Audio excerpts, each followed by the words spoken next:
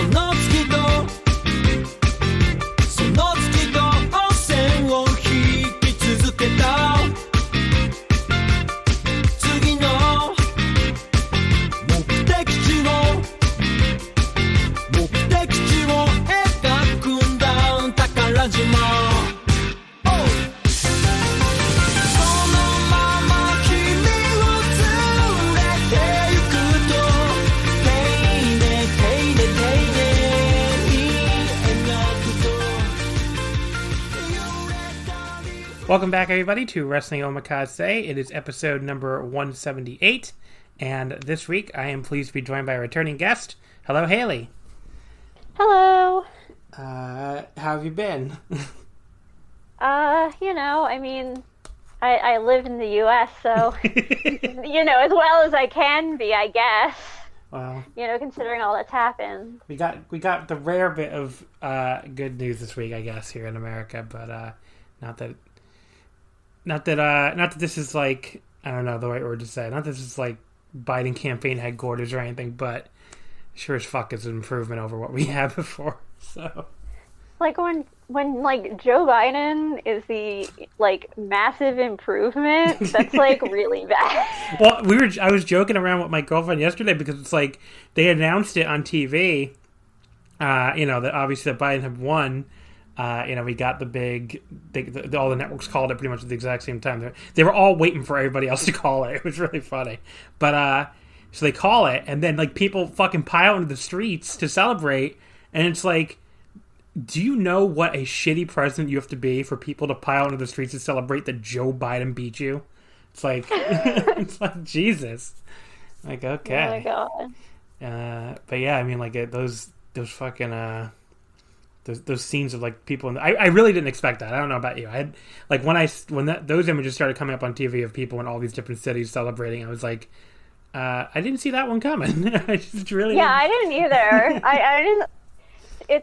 It's so funny because it's like they're not celebrating Joe Biden winning. They're just celebrating getting rid of Trump, which is already a very difficult thing because he's saying he won't. So we'll see. We'll see how they eventually get him out of there. It's a grift, though, because if you look at these, he's sending out these emails to his supporters, asking them for help, for these legal fees, but to try to go to court and have it overturned.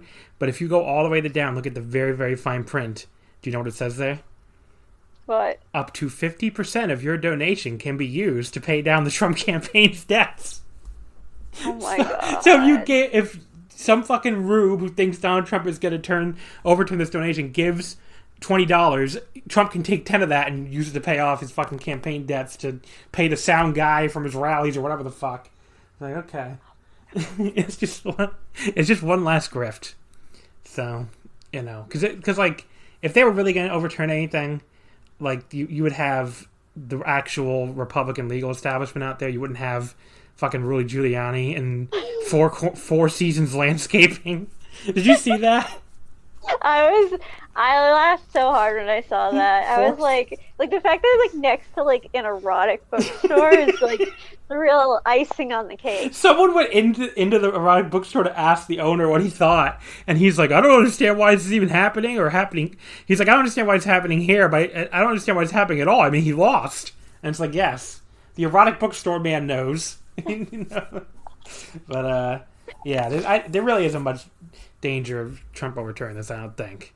But no, you'd have to get there's only four. a danger of him physically not refusing to leave. Yeah.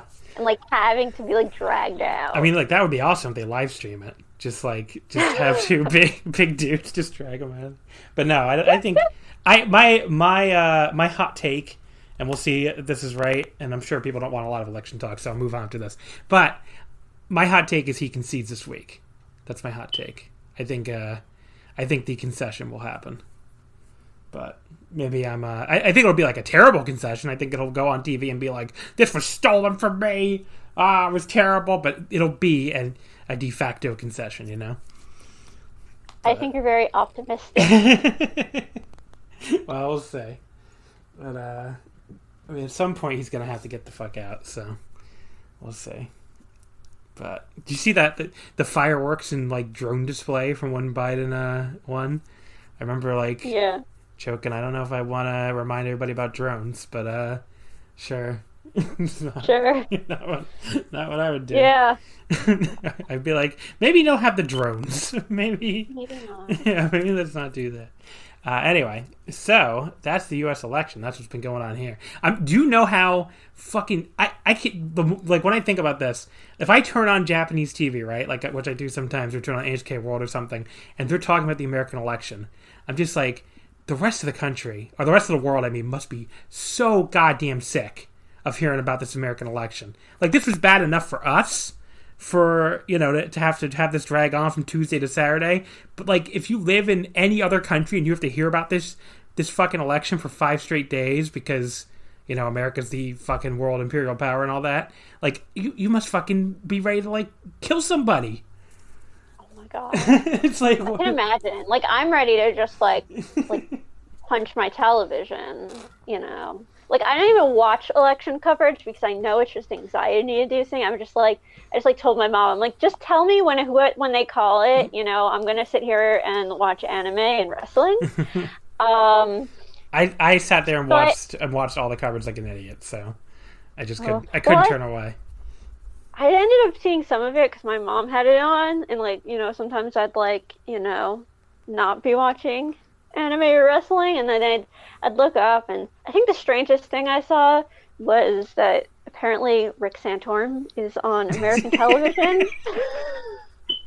Rick Santorum, I don't even know what to say about him at this point. He would go, I don't know if the man, like, if he has split personalities or something, but like one segment he would be like, you know, Trump really does have to stop it with this rhetoric and blah blah blah. And the next time he'd be like, you know, Trump maybe does have a point, and you know, you have to count these. I'm like, which is it, man?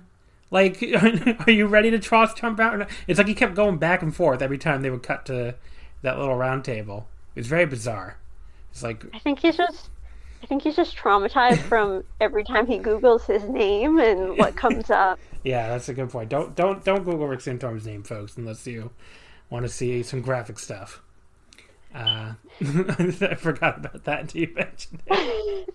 See, that's why, like, I can't believe he'd show up on national television. Like, if someone did that to me, I would just, like, never leave my house. Yeah, that's a good point. But yeah, that was election week here in. Do you know, by the way, someone estimated if America did a popular vote, America did just decide their election by the popular vote. Do you know when this would have been called? When? Like Tuesday at 10:30.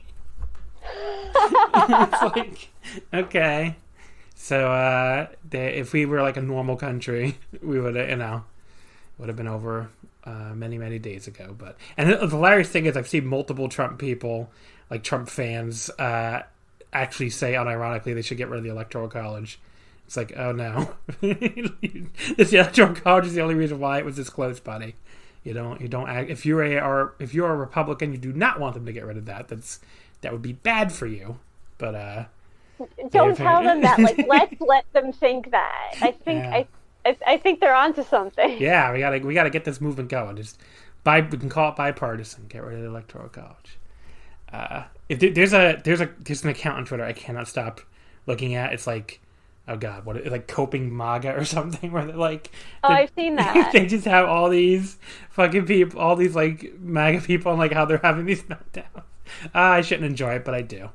Maybe if they didn't spend 4 years like wearing T-shirts that said like Trump 2020, fuck your feelings, It's like, well, now, and then you see all these tweets online where it's like, we need to be very respectful of their feelings. And it's like, well, no. Like, no! They spent the last 4 years saying, fuck your feelings, and now it's like, please give them some time and some space, and don't take joy in their downfall. It's like, well, no.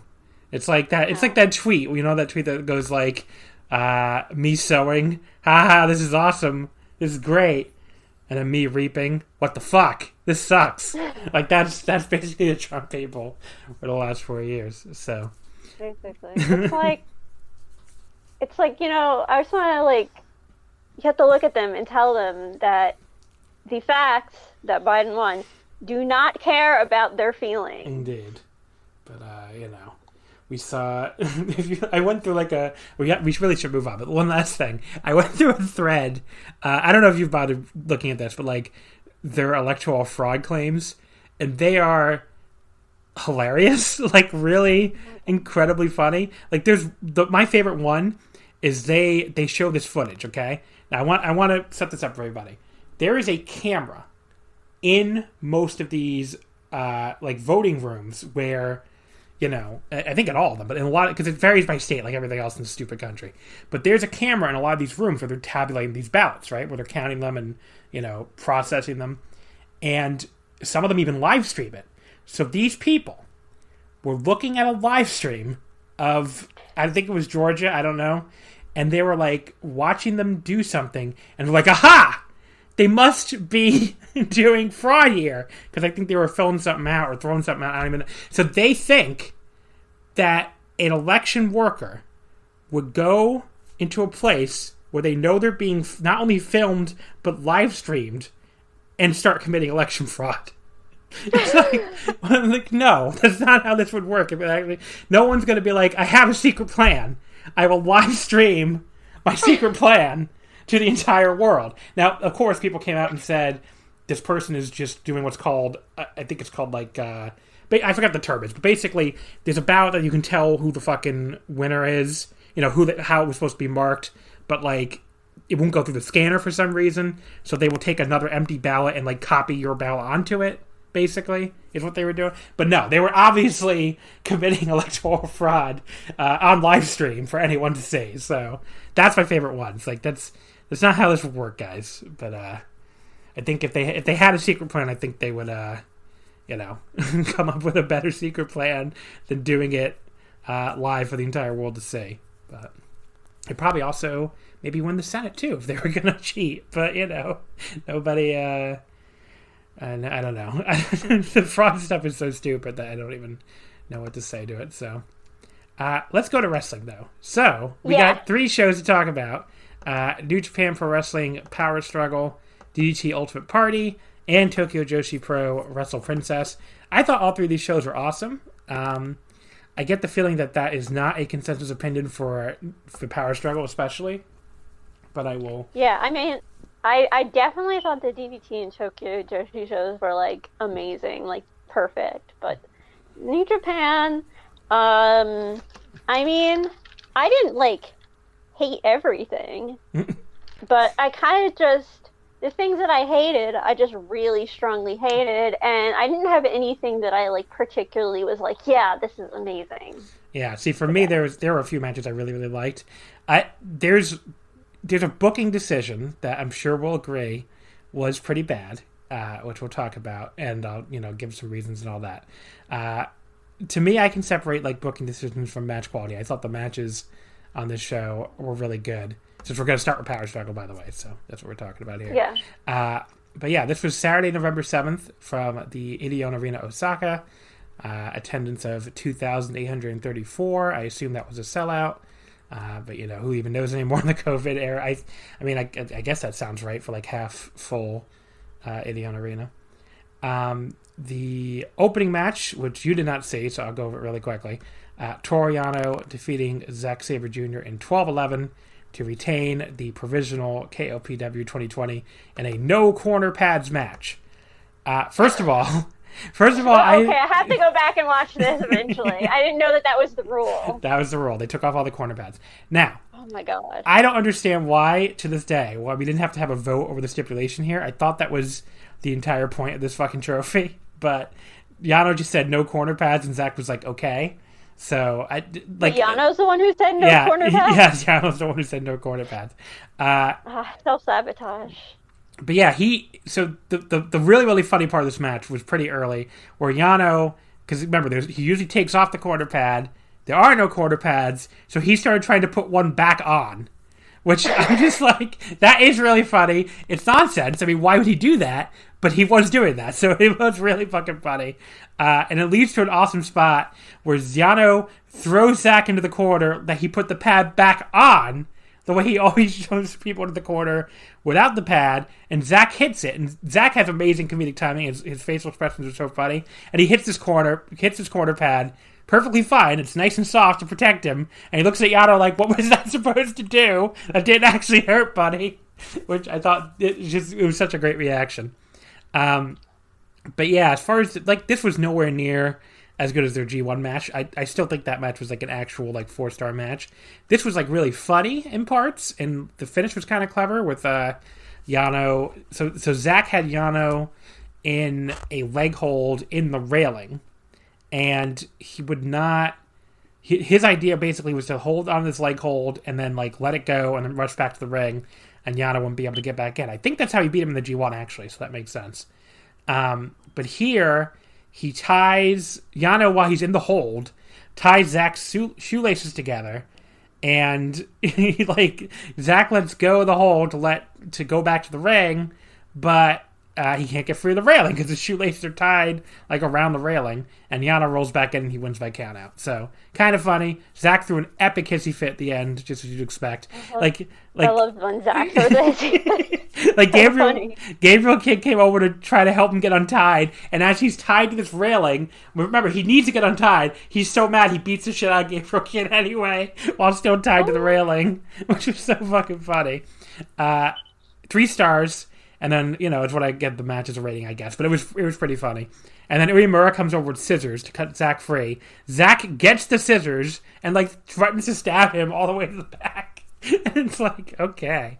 He is not a happy camper. But there you go. So, fun little opener. Definitely not like I said, not as good as the G1 match, though. Match 2 was Shingo Takagi defeating Minoru Suzuki in 1856. With the Last of the Dragon to become the new Never Openweight champion. His second reign at that title, obviously.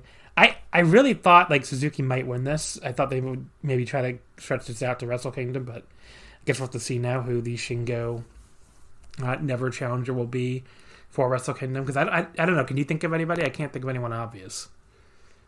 Well, I mean, I haven't really been watching New Japan this year, so I don't know. I can't think of anyone who would be an obvious challenger. It's something I've been thinking of. Like Taichi obviously is busy with the tag titles. A lot of other people have feuds already. I mean, that's kind of why I thought that Shingo and Suzuki might do one more until Wrestle Kingdom. But anyway, it was a really good match. I would say right in between the Jingu match and the G1 match, which Jingu I went 4 1/4 on. G1 I went 3 3/4 on. This one is a 4-star match to me. Very physical and hard hitting. The only maybe little complaint I would have, there were a couple little flaws. There was one spot where Shingo throws this super hard elbow that cracks Suzuki right in the face, and then immediately after, Suzuki completely whips on a drop kick, missing by about 50 feet, which Shingo had to sell anyway. And it was I don't know, having that come right after Shingo fucked him up with that elbow is just kind of funny. But it definitely was a bad drop kick. But they did a camera cut, which kind of hit how bad it was, but only a little. Probably would have been amusing if he didn't sell it. Yeah. They should have just gone with that. I hate when they clearly botch, but they sell it anyways. I think most of the time it looks ridiculous. So yeah. It's a big problem in WWE matches, if I remember correctly, because I haven't watched them in a million. I haven't watched them in a million years. That was one of the reasons I had to stop watching WWE because that happens so often. Yeah, there was another little sloppy spot toward the end where Suzuki. I don't know. He's supposed to get hit by a standing lariat, but like he just kind of stumbled forward. Hard to describe really, but it just looked very bad. But the rest of this match was awesome. So I went 4 stars on it. Like just the exact type of match you'd expect from these two. They had a really crazy no-sell sequence at the start, or toward the start, with like Suzuki even like no-selling the pumping bomber, and then they both just like collapsed in their 2 corners. That was probably the highlight of the match. But good little closing stretch too. Like I said, 4 stars, awesome match, but not quite as good as the Jingu match, in my opinion. But I don't know if you have anything to add on this one. No, because I really only saw the last, I think 5 minutes of this match. Okay. And, I mean, it was fine. I mean, I didn't hate it, and so it held my attention well enough. I'm not really a big Shingo fan, so I don't really have any strong feelings about this, but, I mean, I can tell that for people who like that kind of match, I mean, it definitely, they hit hard, and it definitely, worked. Match number 3, Kazuchika Okada defeats the Great Okan in 12:58 by referee stop with a money clip. Fucking money clip. Okada, right at the start, he made the mistake of turning his back on Okan to do his little pose, which lets Okan unleash his rightful waifu fury on him over the Okada stealing his waifu. By the way, what I mean, look. If you like this, I guess you probably are gonna be mad at me for this part. But what the fuck was Will Ospreay doing here? Like he looked God! He looked like walking up behind Okan, like looking like the biggest fucking little creep of all time. I guess he's a heel, so I guess it's fine. But like his promo after this match, buddy. I halfway through it, I just took out my earbuds because I could not listen anymore. It was excruciating. I know that this Will Ospreay stuff is so. God, what am I trying to say here? Like people have made up their minds on Will Ospreay, and a lot of it has nothing to do with wrestling. So I get that people are gonna take this a certain way depending on how you. I'm saying even if Will Ospreay was a fucking Boy Scout, okay, even if he never did anything wrong in his life, terrible. Even if he never did a goddamn thing wrong in his life, that promo was so goddamn terrible. That was like watching AJ Styles do his fake Ric Flair act in TNA 9 years ago. That's how convincing it was. This fucking geek. That's what even if you like Will Ospreay, come on. He is a dork. He is a fucking wrestling dork, and he's trying to pretend to be the goddamn Nature Boy, and it was so fucking cringe. It was so cringe. So anyway, it was so bad. I thought he was trying to do some sort of English gentleman thing, and I was like, I don't buy this. Yeah, it was supposed to be like English gentleman meets Ric Flair, and it was awful. I mean, completely unconvincing. So I don't know. If this is just the entire idea of this gimmick is so bad. The fact that his stable is apparently called the Empire, and he's this British dude managing this fake Mongolian guy. It's just the horrible implications of all of this are just so bad that I'm like, no one caught this. No one thought, maybe this is a little racist. Yeah. Well, I don't know. I mean, did you hear the rumor? I think Voice of Wrestling broke out on the last show that apparently Chris Jericho was supposed to be in this group originally, which is oh my God. Okay. I mean, Chris Jericho. I just suddenly lost my will to watch anything associated with New Japan ever again. It's so. Oh my God! I just felt my soul leave my body. A Jericho Ospreay stable, yeah, that would have been really terrible. I'm glad that didn't happen. But yeah, I didn't think it could get worse. I didn't think it could get worse than B Priestley, but no, it could. But yeah, the match itself, which we haven't mentioned anything about at all, it was fine. I mean, I gave it 3.25. Okan, even beyond this gimmick in general, has like you said, a lot of issues, and then I think he even beyond that, I think he shows some flashes. I mean, there's some stuff where he looks pretty good. There's some stuff where he looks pretty bad. It's really hard. I don't know. It's really hard to tell how good he is in this gimmick. I remember I don't know. I don't get why he's doing this, I guess. Like he's a really good amateur wrestler in real life. Like, why not just let him lean into that a little bit? Why are we doing he can't do anything involving amateur wrestling in this gimmick. And I don't know. It's just there's some It's ridiculous. Yeah. It's like I love goofy gimmicks most of the time, but like this is like too far. This goes into like it just doesn't gel with anything else in New Japan. And it's like, even without Ospreay, it's like pretty like, a little offensive. Yeah. I guess. I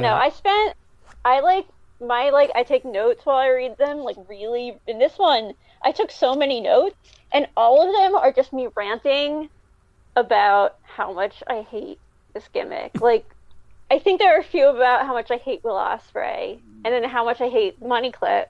But like most of this is just like I was so distracted by how much I hate this gimmick that it's like even when he was like doing something that was like, oh, he's a good wrestler, I was like, okay, but he just looks ridiculous, and he's doing these like bad like Chinese like martial arts B movie like screams, and I'm like, oh my god. Yeah. Oh my god. I don't love it's it. like the only thing missing is like some fake buck teeth or something. Like, this is terrible. It has like and this is like the rare time. I mean, that 3.25 I gave it is actually like well above the grapple average last time I checked. So it's not like this is landing with the fair patrons over there. Like, it's 2.67 right now, just like ridiculously low for an Okada match. So I don't know. It's just I thought the match was fine, but like, Okan still looks a little raw. I would, even say pretty good, but like, there's some cool stuff in it, like Okada, like when he gets the tombstone, goes for the money clip, and Okan like went after his face with his taped hand to get out of it. I thought that was cool. And he like, went for a claw slam, and Okada countered midair to a arm drag, which looked pretty cool. There was this like really unique inverted brainbuster that Okan did, where he like held him up in midair for a long time.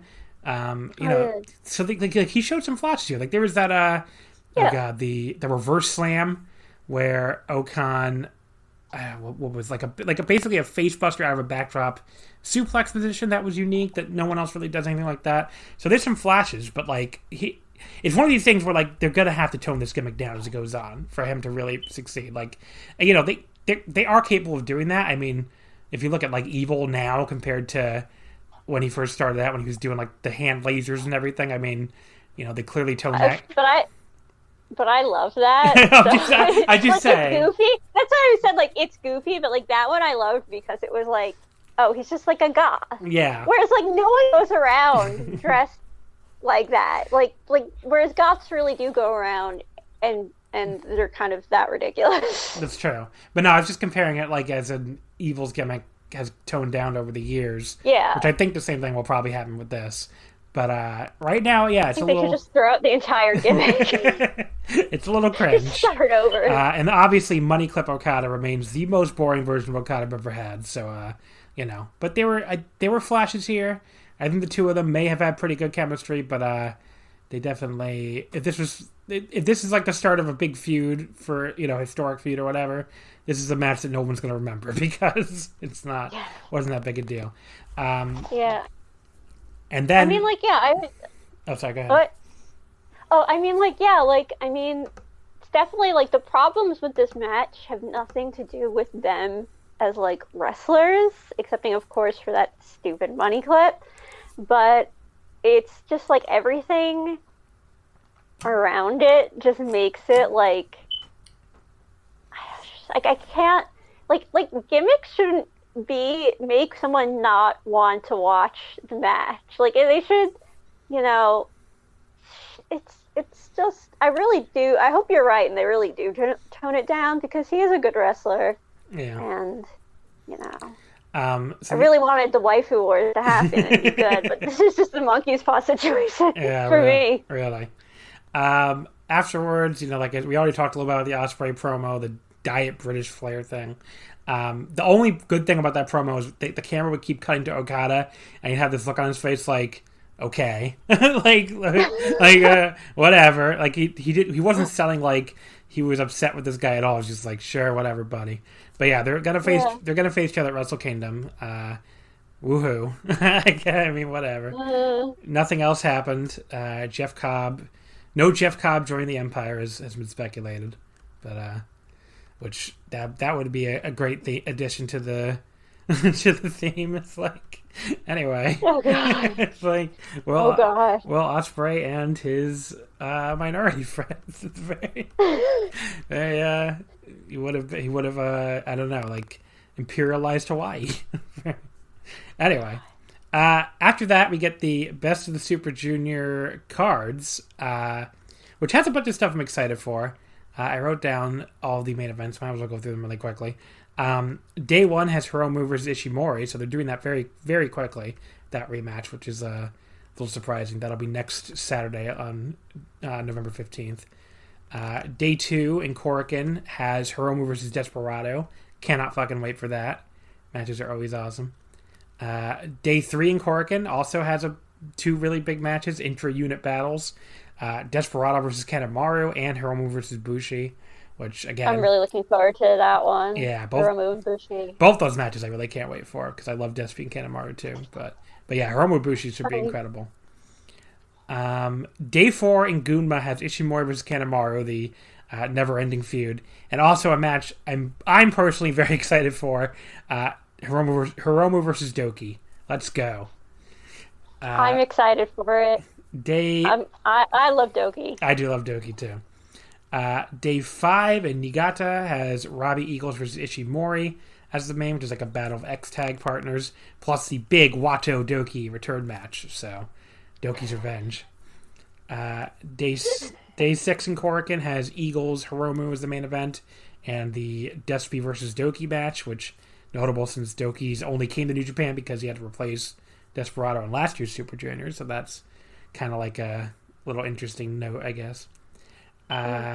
Day 7 in Osaka has Ishimori versus Desperado as the main event, and we also get Sho versus Hiromu. And then Day 8, Kagoshima, Wato versus Ishimori as the main, and Taguchi versus Hiromu. And the last day, is the last day of the league. I mean, is December 6th in Fukuoka. So it's Sho Ishimori, Wato Hiromu, Desperado Bushi, Eagles Kanemaru, and Taguchi Doki. Interesting that Wato Hiromu stands out to me because it's like, I think people had better be ready for Wato to get more wins in this than they might be expecting, because clearly I think he'll be alive on the last day if he's facing Hiromu. But I guess we'll see. And then of course go ahead. Oh, I get his gimmick is pretty bad, but he's a good wrestler, and also seeing Oka's gimmick makes me like the Master Wato gimmick more and take it more seriously. Because I'm like, at least it's not like that. At least it's just the only thing about it is that it's a little weird. Yeah, that's the worst thing about it. And then of course the finals are December 11th at the Nippon Budokan, along with the World Tag League finals. And we don't have the World Tag League teams yet, even though it starts next Saturday as well. So I don't know what they're waiting for there, but I assume we'll get it soon. But there you go.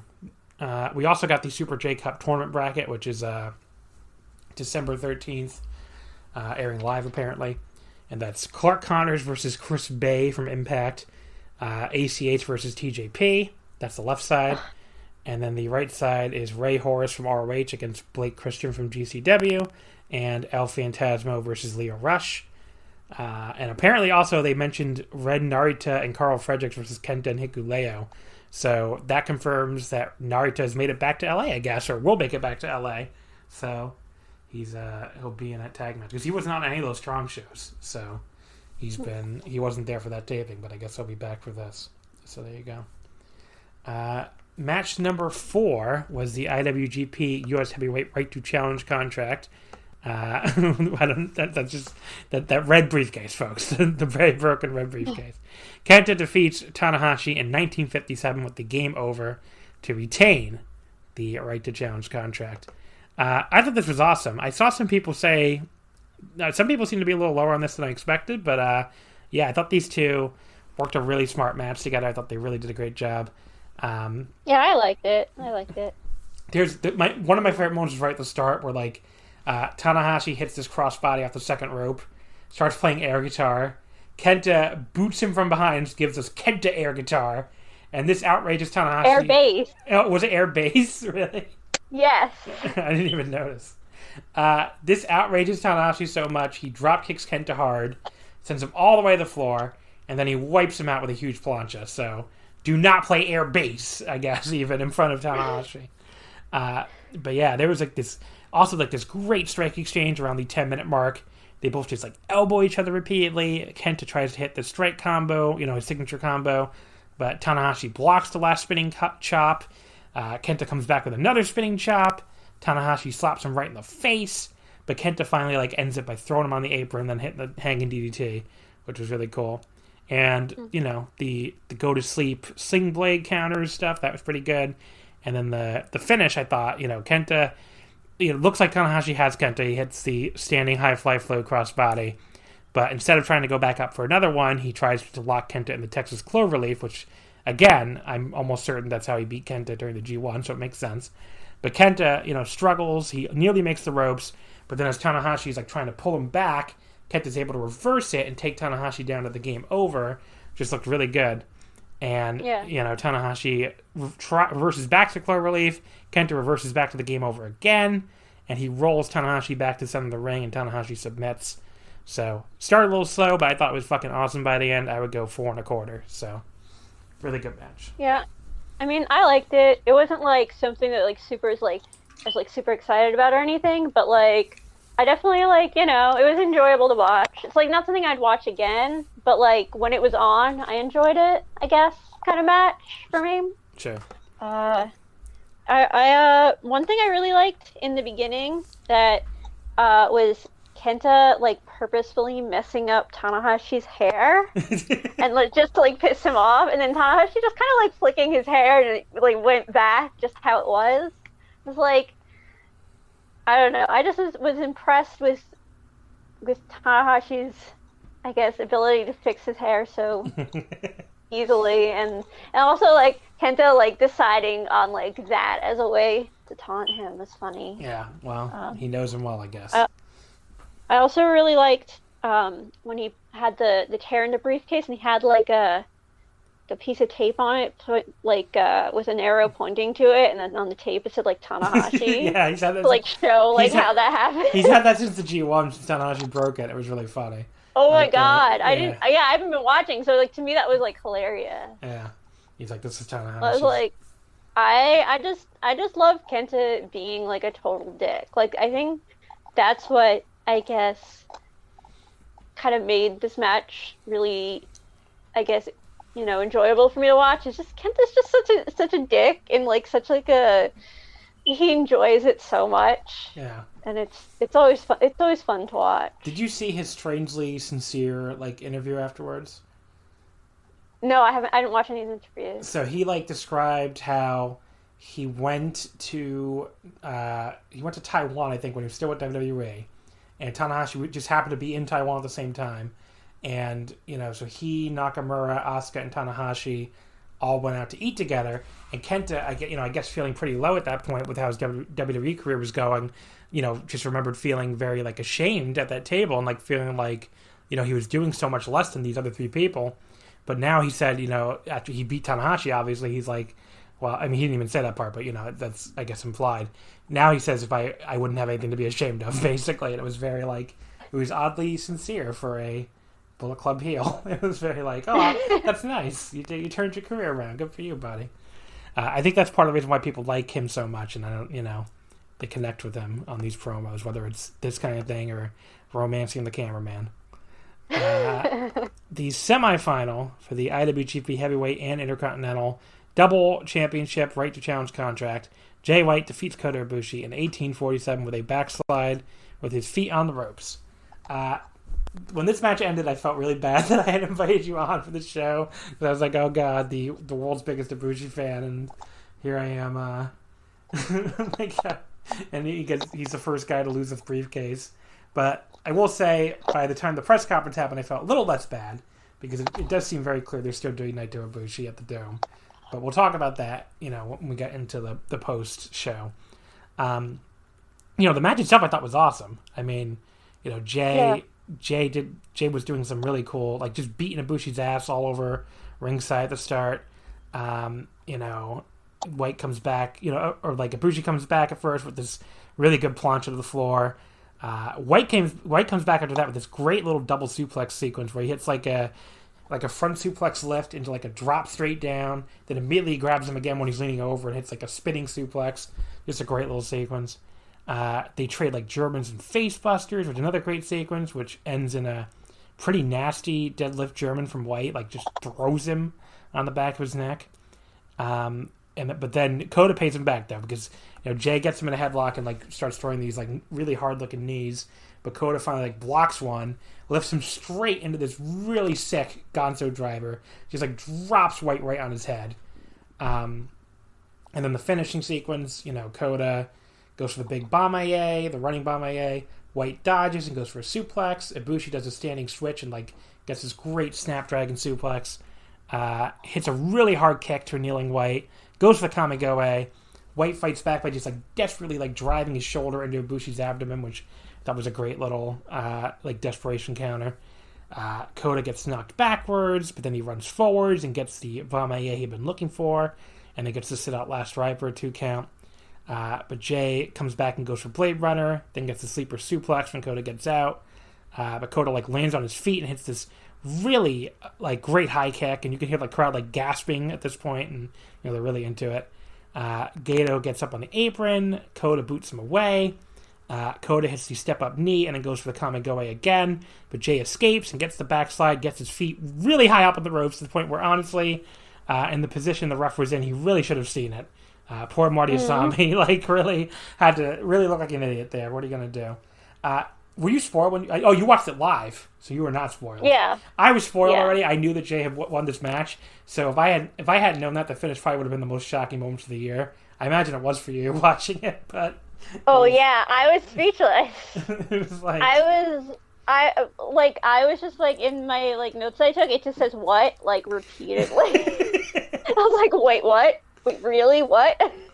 But yeah, I thought this, in a way, I thought it was a pretty fantastic finish because it was completely different from the way Jay usually wins via bullshit.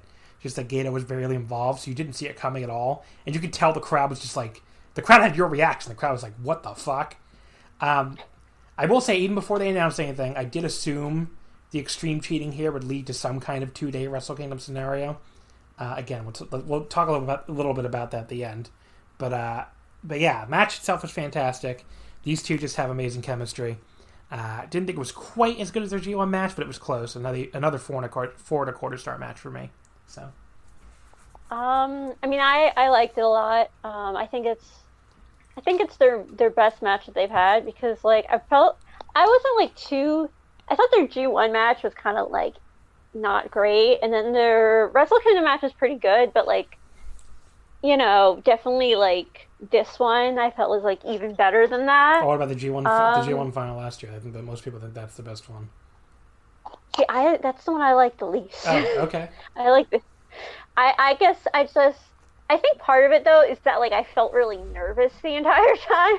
So it's probably like my nerves, like, oh god, is he gonna win or is he not gonna win? Like, what's gonna happen? Yeah. But this one I just kind of felt like I watched it thinking, oh, there's no way he's gonna lose the briefcase, so I could just watch it and enjoy it as a match. Only, of course, that was like the exact wrong thing. I was definitely false sense of security there. Yeah. I almost called it in my prediction on the Voice Wrestling website. Like, I wrote a whole paragraph that was basically like, if Jay beats Kota for this briefcase, I won't be that surprised because, maybe they have to do something wacky for this 2-night thing and blah, blah, blah. But then I was like a coward and still said, but they never changed the briefcase, so Kota wins. So I should have just gone with my gut, I guess. Oh my god. Yeah. But, yeah, I definitely felt like,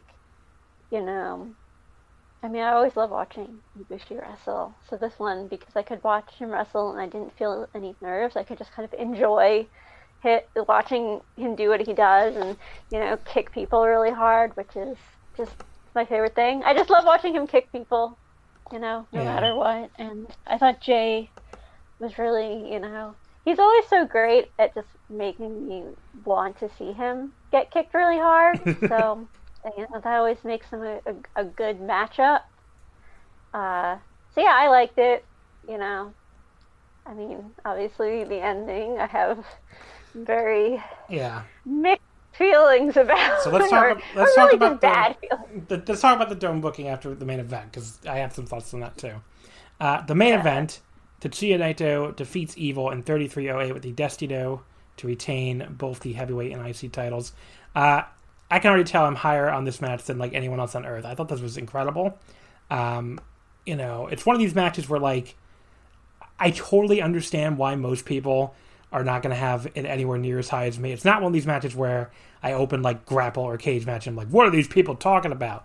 This time I get it. It's like if you are one of these people that like cannot handle any interference, and like obviously this match has a ton of interference, so you're going to automatically rate it down. I get it. I mean, that's fine. If that's what your opinion is, that's totally fine.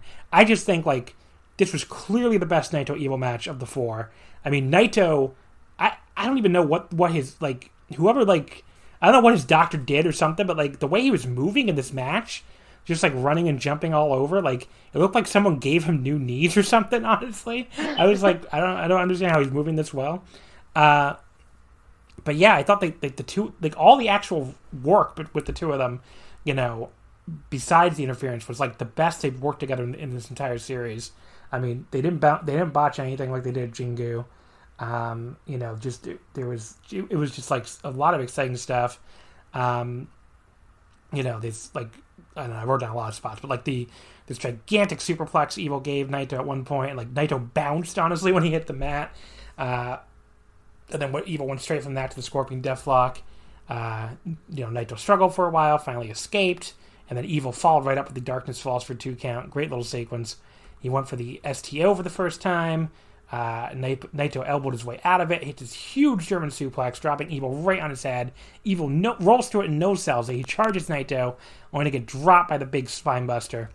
And then I thought, like, I know, again, I totally get that some people hate the guy pulls ref out of the ring thing not being a DQ, but it was a great, like, near fall where Naito hits the running Destino after knocking Togo off the apron, so you think Togo's out of it, and then he follows up with the real Destino, but fucking Dick, like, pulls the referee out of the ring just before he can finish the 3 count. That was just a really, really awesome near fall. Dick starts choking Naito with the wire. Yujiro shows up with a kendo stick to attack Naito, which, besides being, like, a little bit of drama with, like, oh, is Yujiro really with Evil now, in this ongoing Evil Jay White thing, it's also, like, a kind of funny little, like, well, Yujiro getting his old partner back, I guess.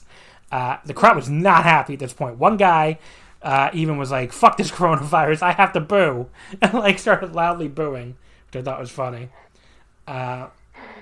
Yujiro hits the pimp juice, but Sonata comes running out to be the savior, all dressed in all white. That got a huge reaction too, especially for the COVID era. And then Sonata nails Togo with a drop kicks both guys out of the ring, gives him the double plancha, and then, like, literally carries him to the back, which I thought was funny. Like, he has Togo over his shoulder, and he has Yujiro in a headlock. Like, I've had enough of your shit. You're coming with me. It's pretty great. I love that he did it in, like, glittery silver boat shoes. Yeah. It was like, I was just watching this and I'm like, you know what? I think that was, like, one of my favorite parts of the match where he's just carrying them off. Yeah. I was like, he's a little ridiculous, but great. And then Evil and Naito, elbowing each other for a while. We got, like, what I thought was a really subtle but interesting spot. Like, Evil, so he would catch, forever, he would catch guys' legs on, like, these kicks or enziguri attempts like he did here, and would hand the guy's leg to Red Juice to assist him in, like, this counter kick. Here, he just takes the leg and fucking throws it into Red Juice as hard as he can, wiping him out, which I thought was, like, just a really cool little twist on a spot Evil's done a million times. And then he does the fist to the groin from behind. But Naito, of course, if you low blow Naito, he will fucking low blow you back. And he, like, catches Evil running in for a lariat and just throws him in the air and kicks him right in the balls. Well deserved. And then Jay comes sauntering out. He looks at both guys like he isn't actually sure who he wants to beat up. He picks up Evil, actually is giving him the Blade Runner, and is, like, yelling, "This is what you want, huh?" Which it was just a great little moment of Bullet Club drama. But then he actually just like, oh, you didn't like this part? No, I'm saying, I was agreeing. Yeah. This was an agreement noise. And then he just stands him up in the corner and says, "This is what you want, I'll give it to you." And he drops Naito on his head with a half Nelson suplex. The crowd, again, even angrier because they thought Jay was actually going to help Naito. Before he can do anything else, Kota comes running out. Evil tries to give him Darkness Falls, but Kota hits a high kick on Evil, chases Jay White to the back, and then we still got a match after all that drama. Naito hits Evil with his wrist clutch elbows just after the 30-minute call. Evil comes back by ramming Naito into the exposed corner, but Naito just shrugs it off, hits an elbow, rams Evil in the corner himself. We get yet more elbows, and then, I just found it funny, the Japanese announcer mentions, he calls the crowd's clapping and stomping a big Naito call, which I thought was interesting. But Evil, almost rams Naito into red shoes in the corner, then low blows him again. Hits a big standing lariat on Naito, which Naito, of course, lands right on his neck for. That gets a very close 2.9 count. But Evil goes for the Evil a couple times. Naito escapes each time. After the second escape, he just slaps Evil hard in the face to a huge reaction and delivers Valentia. Evil does a great job selling that he's out here. And then Naito does the standard widen up Destino, and that gets the pin. I thought this was the match of the night. I thought this was the best match these guys had together. I'm giving it 4.5 stars. It is the rare example to me of run-ins actually adding to the match, where I thought, okay. I will say I am actually invested in the Jay White, Evil, Bullet Club, Pals intrigue story. So, if you don't care about that, you the listener, then I obviously... or also me. The guest, either one. Then I can see not caring about that part, but I thought that stuff has been built up really well. And I thought that stuff. So actually, I liked it, and I'm not invested in the story because I haven't been following New Japan too much, so I don't really know entirely what's going on. But I also thought that part really worked, just because I guess Jay is such a, you never know what he's gonna do. He's kind of this character who likes to fuck with everybody. So it's I really bought into the idea that he was gonna give Evil the Blade Runner. Yeah, and he's been kind of... Which normally, Oh, sorry, go ahead. I said normally with these kind of spots, I'm oh, yeah, yeah, right. But, this one I was, really, holy fuck. Yeah, and, he's been so, aggressive towards Evil, back and forth, really, in these promos dating back to G1. So, yeah, I totally bought it. The crowd totally bought it. And then it was a rare, good swerve, honestly. Which usually those kind of swerves are kind of stupid, but I thought that one really worked. And, people complain, well, why have two run-in sequences? But, Sonata was just in the G1 final. I mean, he can have his moment. It was, they're probably setting up Sonata Evil for the Dome, I think. It's, they gotta shoot angles. What do you want from them? But, I thought all the work from Naito and Evil in between was just really awesome stuff. And, I originally was thinking 4.25, but I talked myself into 4.5 because I shouldn't auto take off for run-ins just because run-ins existed. I thought they worked here, so I'm going to be less of a nerd. I'm going to give it the extra 0.25 star. Plus I like both guys, so always helps. But yeah, and then White and Gato come out right at the end before Naito could even say anything. I thought Jay kept apologizing to him, which I thought was really funny. He's just I'm sorry. I'm sorry about the suplex. Kind of funny. And then Jay basically says he's taking the night off on 1-4, and Naito can do whatever he wants, fight the Young Boys if he wants, but 1-5, he'll challenge for the double gold and take the belts. Naito basically was trying to annoy him by saying he can't understand him and repeatedly doing 1-4, 1-5, what are you talking about? Look at his hands. Thought it was those two they have amazing chemistry together, and their whole feud last year was one of my favorite things of the year. And they're just really funny, trying to out-troll each other. The two master trolls in wrestling, so. Ibushi comes out, which makes White very angry. And Jay and Gato, they bail to the floor. And Jay repeatedly is you have nothing. White, I have the briefcase, Naito has the belts. Shouldn't even be here. Ibushi doesn't say anything, he just chases White away. And Naito doesn't even react to all of that at all. He just kind of sits there, which is really funny. But yeah, so the next day, this became a little bit clearer. They haven't officially announced anything yet, but they did say basically that, Naito said he wants to fight Kota on January 4th. So it sounds like that's going to happen. They're doing this another double dome situation. What's not clear to me is is Naito going to fight Jay on or is Naito going to fight Ibushi on January 4th for both the belts, and then the winner fights Jay? Does Jay really not have to do anything on January 4th, which seems kind of unfair, but maybe that's the idea, to make it look like he's going to win. Will it just be Naito defends just the Intercontinental against Ibushi on 1-4, and then if he win or lose, he still faces Jay for the heavyweight on 1-5. I could see them doing that too, I guess. So I get it on one hand. They have 2 shows. They need 2 main events, right? There's nothing else that can main event other than, these 2 Naito matches, because, what Okada's fighting Will Ospreay. I hate to burst some people's bubbles, but Okada versus Will Ospreay with nothing on the line, no title or anything, is not a Tokyo Dome main event. It's just not. Tanahashi doesn't have an obvious match. It's really hard to get outsiders here, so you can't get Jericho or even God forbid they patch things up with Kenny. I mean, they can't get anybody like that really right now. So I don't even think they're gonna be able to get Moxley, honestly. And it's just you have to do 2 main events. I get it. On the other hand, this is now 2 years in a row where the double dome has necessitated a convoluted, double 2 main event title picture thing, which is starting to get pretty WWE-like. This feels like WWE we have Hell in a Cell, the pay-per-view, in September or October, where the fuck it is, so we have to have a bunch of Hell in a Cell matches. Now, New Japan is basically, we're having Wrestle Kingdom 2 days at the Tokyo Dome, so we have to have 2 title matches. They have to stop doing this.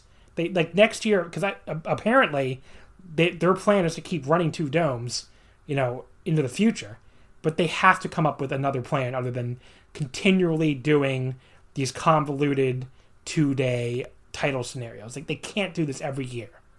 They have to come up with another plan next year. So it's just it's one of these things where it's way too convenient, way too oh well, look at that, we have two dome main events, so of course we have a little wacky situation to do another dome main event. It's way too stupid. I don't know if I'm describing it right, but it just feels contrived is a great word, I think.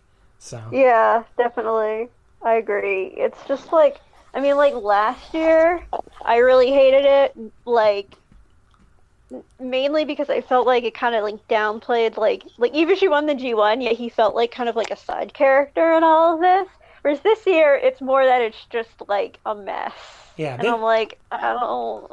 This year he feels like the main character of anything, but it just feels like you said, it's too convoluted, and it's I don't know.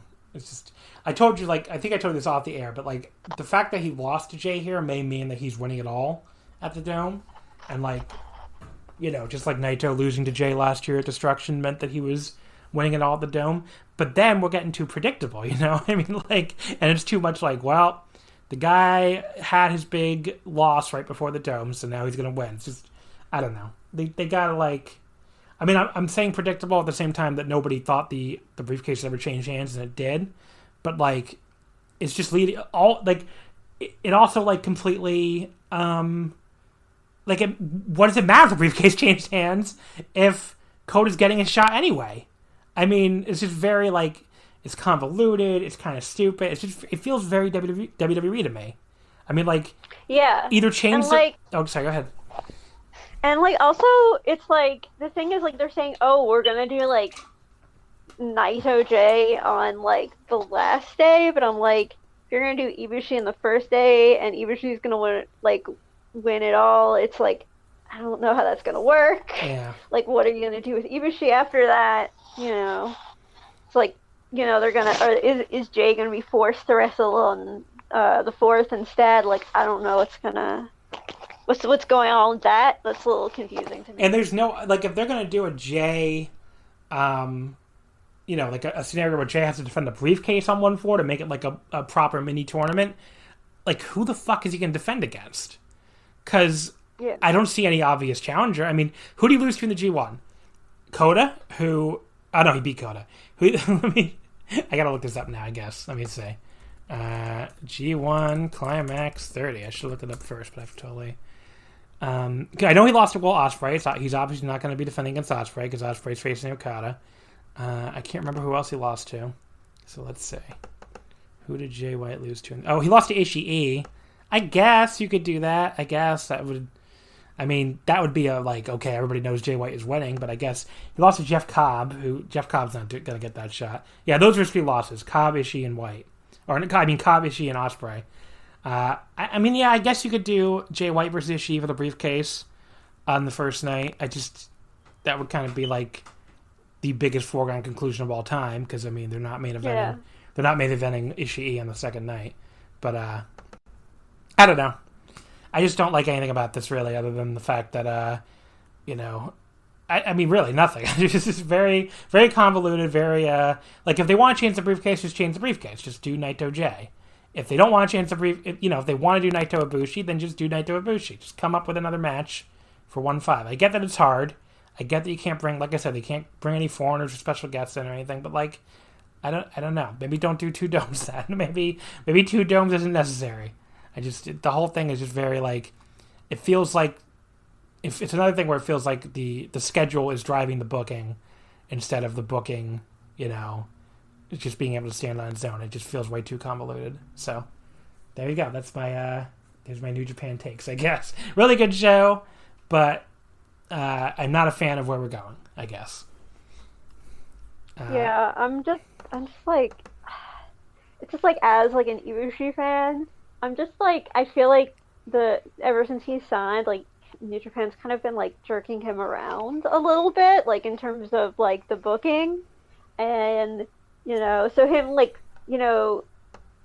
like last year, like he won the G1, but he was like overshadowed by like Naito, and this year he wins it, and he really is like the focus. Only then he loses it, and it's just like, oh god, it's like he can't just like have something and like be the star or anything. It's like they want him to be one of like the like top people, but also they're like not really. It's like it's a little, it's getting a well, it's gotten to the point where I'm just like, I just have to I just watch his matches and I don't think about anything outside of it. Like I don't pay attention to that. I just watch them because I enjoy watching him wrestle, and that's it. Yeah, I mean, pretend everything else doesn't exist.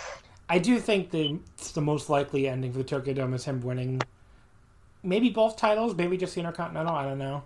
I guess we'll find out more once you get the actual like cards and stuff and figure out how this 2-day thing is going to work. But I guess we'll find out. Let's move over to DDT because we got 2 more shows to talk about here. DDT Ultimate Party, November 3rd, this past Tuesday. It was election day, actually, which I greatly appreciate Ultimate Party for that reason because I watched it pretty much all day on Tuesday. I didn't watch it live, but like it was like, oh, this is something to distract me from the fact that this election is going to happen tonight. Definitely did appreciate that. It was from Overward Jim, but as you going to say, I actually did watch it live. So because of that, I ended up sleeping through most of Election Day. So I kind of had this similar, I guess, experience of it distracting me, but mainly because I was asleep. We had 2 dark matches we can blow through here. The first one was Hideki Okatani defeating Keiko Nakamura with the double arm suplex in 424. Spirited little young boy battle. I would say like 2 3/4. Not much to add, really. Unless you have anything to add. I actually didn't. I totally forgot that there were undercard matches. Okay, so the other one was Hiroshi Yamato and Hoshi Tango defeating Mizuki Watase and Yukio Naya. Yamato submitted Watase with the Just X in 9 minutes. This was just there, I thought. 2.5, like standard dark tag match, just a very average match. Yamato, I do like that because he's teaming with Daisuke Sasaki recently. He has like all black on his eyes because that's what happens when you hang out with Sasaki. I guess you just drink and party way too late. Basically. Match number 1, the Mao return battle. Mao defeated Shuma Katsumata with the Marines Tornado Splash in 751. This was a former idols colliding, which I totally forgot about until the match started. I was like, oh yeah, they were in NWA together. I totally forgot. Yeah, I think about that all of the time. I'm like, when is NWA gonna reform? So I always think about, it's a perfect gimmick for me. It's idol wrestlers. Well, you got the Up girls at least. Yes, I love them. Shuma comes out carrying a Lego bat, had an additional pail full of Legos. I saw some people had this really high. I thought it was pretty good. Nothing like that blew me away with, it was a fun little match with lots of Lego action, like 3 1/4. But some people seem to really love this, so. I really loved it. It wasn't like, my like top matches, because like there's just so many matches on this that are amazing. But I mean, I'm a big fan of Mao, so I was really excited to see him, and I really like Shunma as well. I really like the relationship between them, like how they're like friends from back, being idols, and I just, Mao is such a strange and wonderful person. Yeah. So I just enjoy watching him because he's just kind of like, a little weird, but also the finishing. What did you say the finishing move was? The Marines Tornado Splash. Okay. I assume it's a reference to the baseball team. I get maybe he's a big.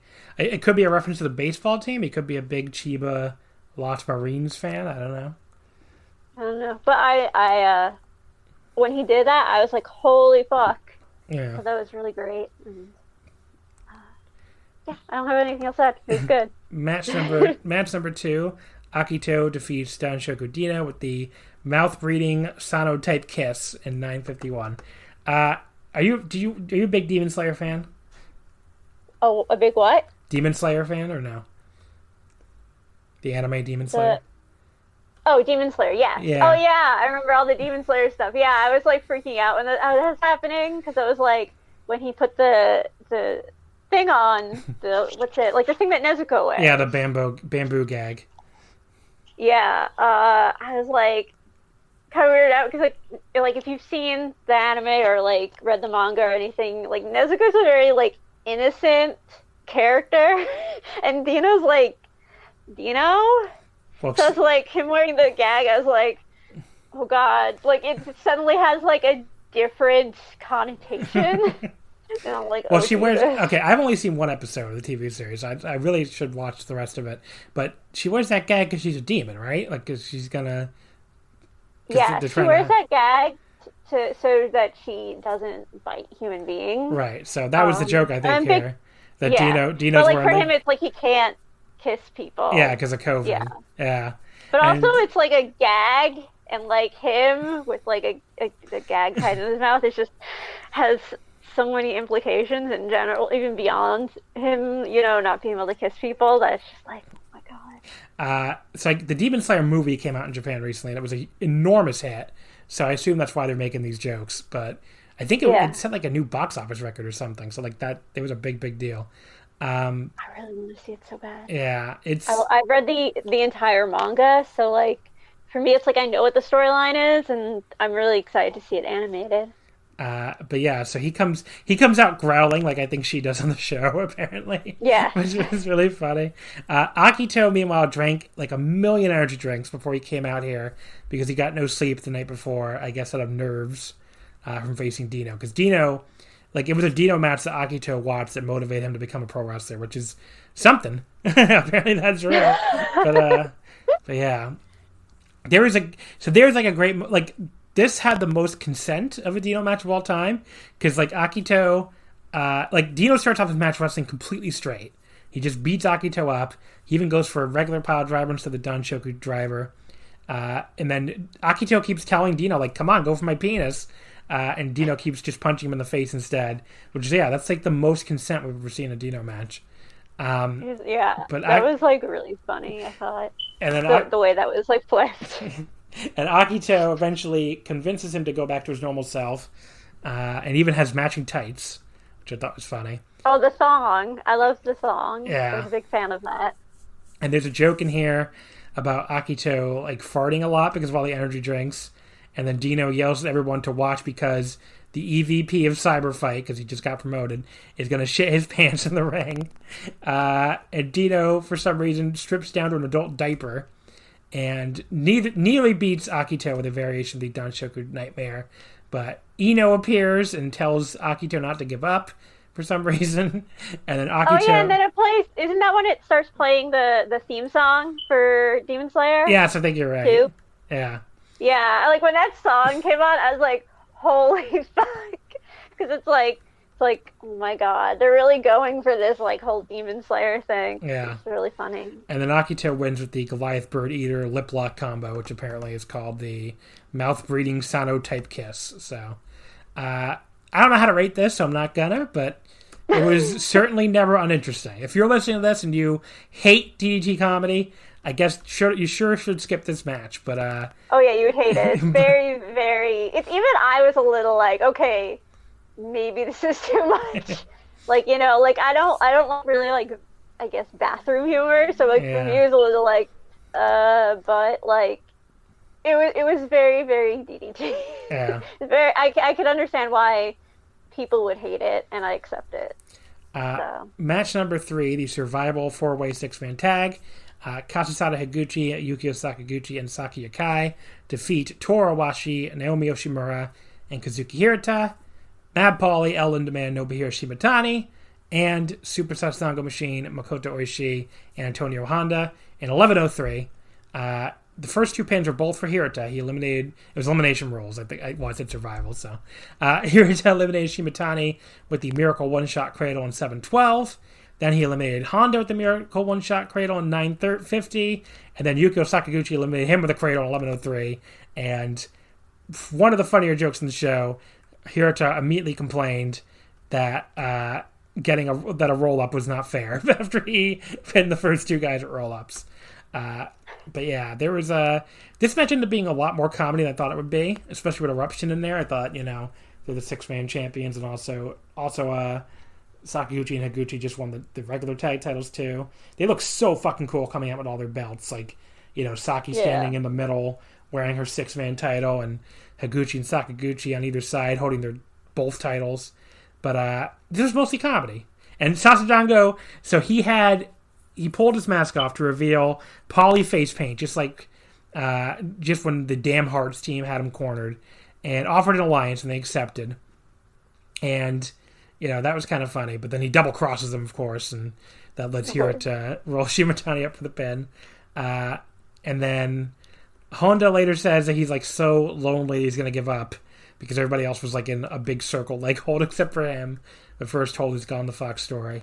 But yeah, that was, you know, it was almost all comedy, so I'm not really going to rate it again, but it was pretty fun. I enjoyed it. But again, if you... I thought it was fun. Yeah, if you hate DDT comedy, you can... Really, if you hate like, if you're the type of person that really cannot stand DDT comedy, you could just watch the opener, and you could skip the next 4 matches, like 2, 3, 4, 5, and then... Oh, no, 2, 3, 4. Skip the next 3 matches. 2, 3, 4. And then watch just like 5 through 8, and, you know, they basically structured it so all the serious matches are at the end, so they made it easy for the fans to hate the comedy, I guess. But anyway, the next match was the DDT Extreme Title Weapon Rumble. Shinshiro Takagi defeats Shinya Aoki with the La Magistro Cradle in 10:55. Aoki fails in his V6, and Takagi becomes the 49th Extreme Champion. So this was a really weird Weapon Rumble. Like, there were almost no actual weapons. It was all people and like secrets. Yeah. So it was probably the worst Weapon Rumble I've ever seen as like a match, but the jokes were pretty funny. So yeah, you know, I thought the ending of it was like absolutely perfect. Like, I was dying laughing. Yeah. There was a really funny joke right at the start where like Takagi's first weapon was explosion bat but sound only. So there was like there's a bat wrapped in barbed wire, and then you could press a button to make an explosion sound. And for some reason, when Takagi hits Nakamura, he still sells it because Keiko Nakamura was the first weapon. When he hits Nakamura with it, it still kills him. Like, Nakamura sells it like there was an actual explosion, but it was only the sound of the explosion. We have Maku Donoto showing up as a weapon. Apparently, MMA legend Hayato Max Sakurai showed up as a weapon for Takagi.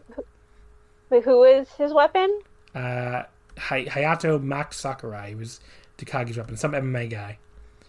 Okay. Yeah, I forgot. I just remembered it was like some guy who was like, But then we get the secrets revealed. Okay, so the fifth weapon, it's for Aoki, and we get definitely not Dino and Sasadongo with the witness protection filter, revealing that there's one time this big time actress came to watch the show, and Takagi was like, she was such a huge fan of me.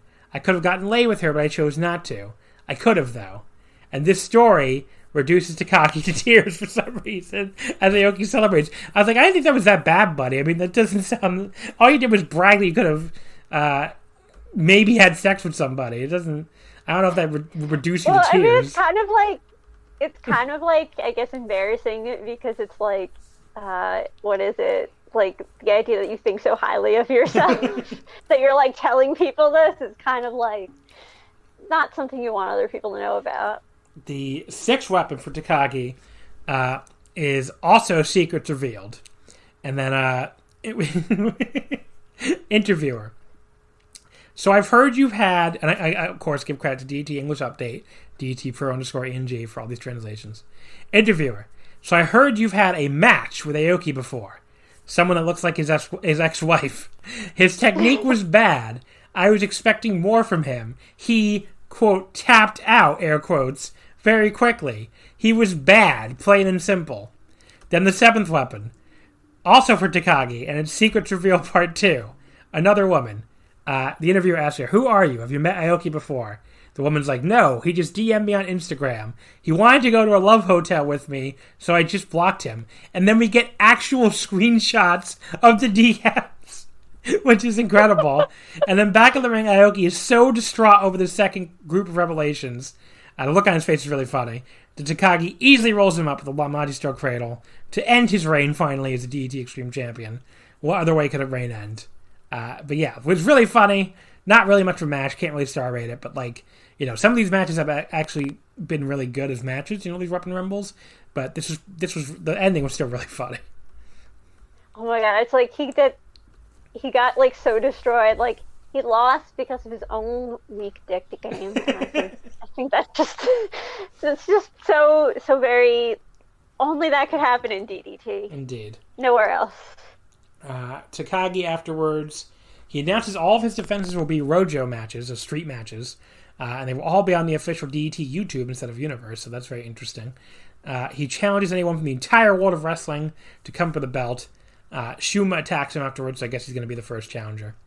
After that, we get the DO participant announcements, which we'll talk more about that next week's show, because we'll do like a whole DO preview, because the tournament won't start until after the next show. But yeah, there's no real surprises or outsiders here, which maybe that's surprising. They usually do have like one big outsider at least. But, they have Jun Akiyama, but he doesn't really count. He's been there for months. But it'll be fun to see him in a league like this, though, when he hasn't competed in the Champion Carnival since 2018. And even that was like a last-minute replacement after he was in the 2017 Carnival. So we'll talk more about that next week. We also got our first big show announcement for 2021, which is Kawasaki Strong on February 14th, which is DDT's first ever show at the Colts Kawasaki venue. Presumably that's where the DO winner will get their title shot, but I guess we'll see. Match number 5, and this starts like 4 straight really great matches. Shima and Soma Takao defeat Harashima and Naomichi Marufuji when Soma pins Harashima with the Gin and Tonic in 12:47. Maybe keeping it short was like the key. Marufuji in these tag matches in DDT usually fucking sucks.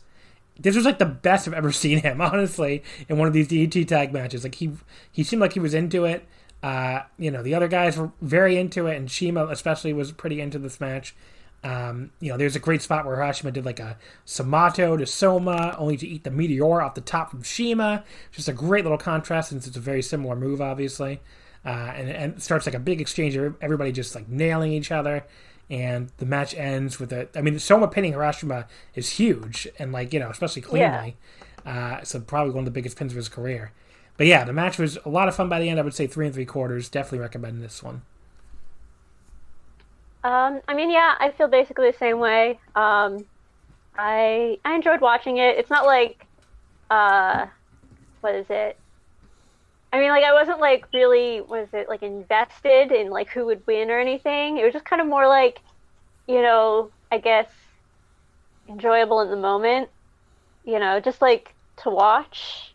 I guess as opposed to like, oh, I'm really like vested in it. But it's still fun. You know. Afterwards, Shima and Marufuji seem to have some kind of confrontation, maybe teasing a future single match. They've never met one-on-one before, just a tag in 2007 before this one, which was a six-man on an April Noah Budokan show. It was Shima, Dragonkin, Susumu Yokosuka against Marufuji, Ricky Marvin, and Ippi Ota. So that's interesting. But yeah, this was only their second match against each other. They also teamed together on the very ill-fated Ring of Honor Osaka show a couple months later in 2007.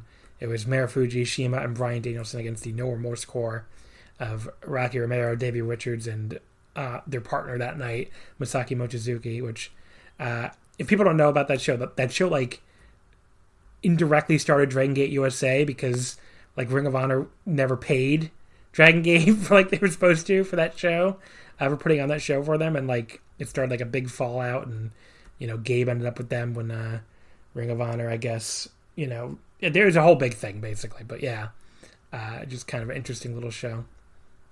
But yeah, during the promo afterwards, Shima admits they thought they were going to lose, which I thought was kind of funny. But Shima and Soma agree to continue teaming together, mostly because they still have matching gear. They have new matching gear, so they got to get more use out of it. And maybe we'll get the matching gear is really cute. Yeah, it was. I mean, Soma getting like to team with his childhood hero is just so cool. Yeah, because I just love that. He's so excited about it. Like it's so clear, and it's just like I don't know. Normally, because he looks kind of like sullen. But, like, when he's teaming up with Shima, he looks, like, really happy, and I like that. Yeah, people don't know he was Bima in college wrestling. So, not like college wrestling we have. Like, college, like I feel like I've explained this so many times, but, like, these college wrestling clubs where they do pretend pro wrestling. Yeah, there's some, like, documentary about it out there that I watched on YouTube. Oh, there you go. I gotta check that out. I don't know where to find it. If I manage to find it again, I'll post a link on my Twitter. Okay. But yeah, then we get the DDT Universal title match with Yuki Ueno defeating Chris Brooks, and with the WR Unlimited in 14:05. So Brooks fails in his third defense, and Ueno becomes the fourth Universal Champion. This was awesome. Yeah. It starts off fast and furious right from the opening bell. Get this big Rana from Ueno that like sends Brooks rolling to the floor. But when he tries to follow him out there to plancha, Brooks counters with an ace crusher in mid-air, perfectly timed. Like, I replayed this 5 or 6 times. It looks so great.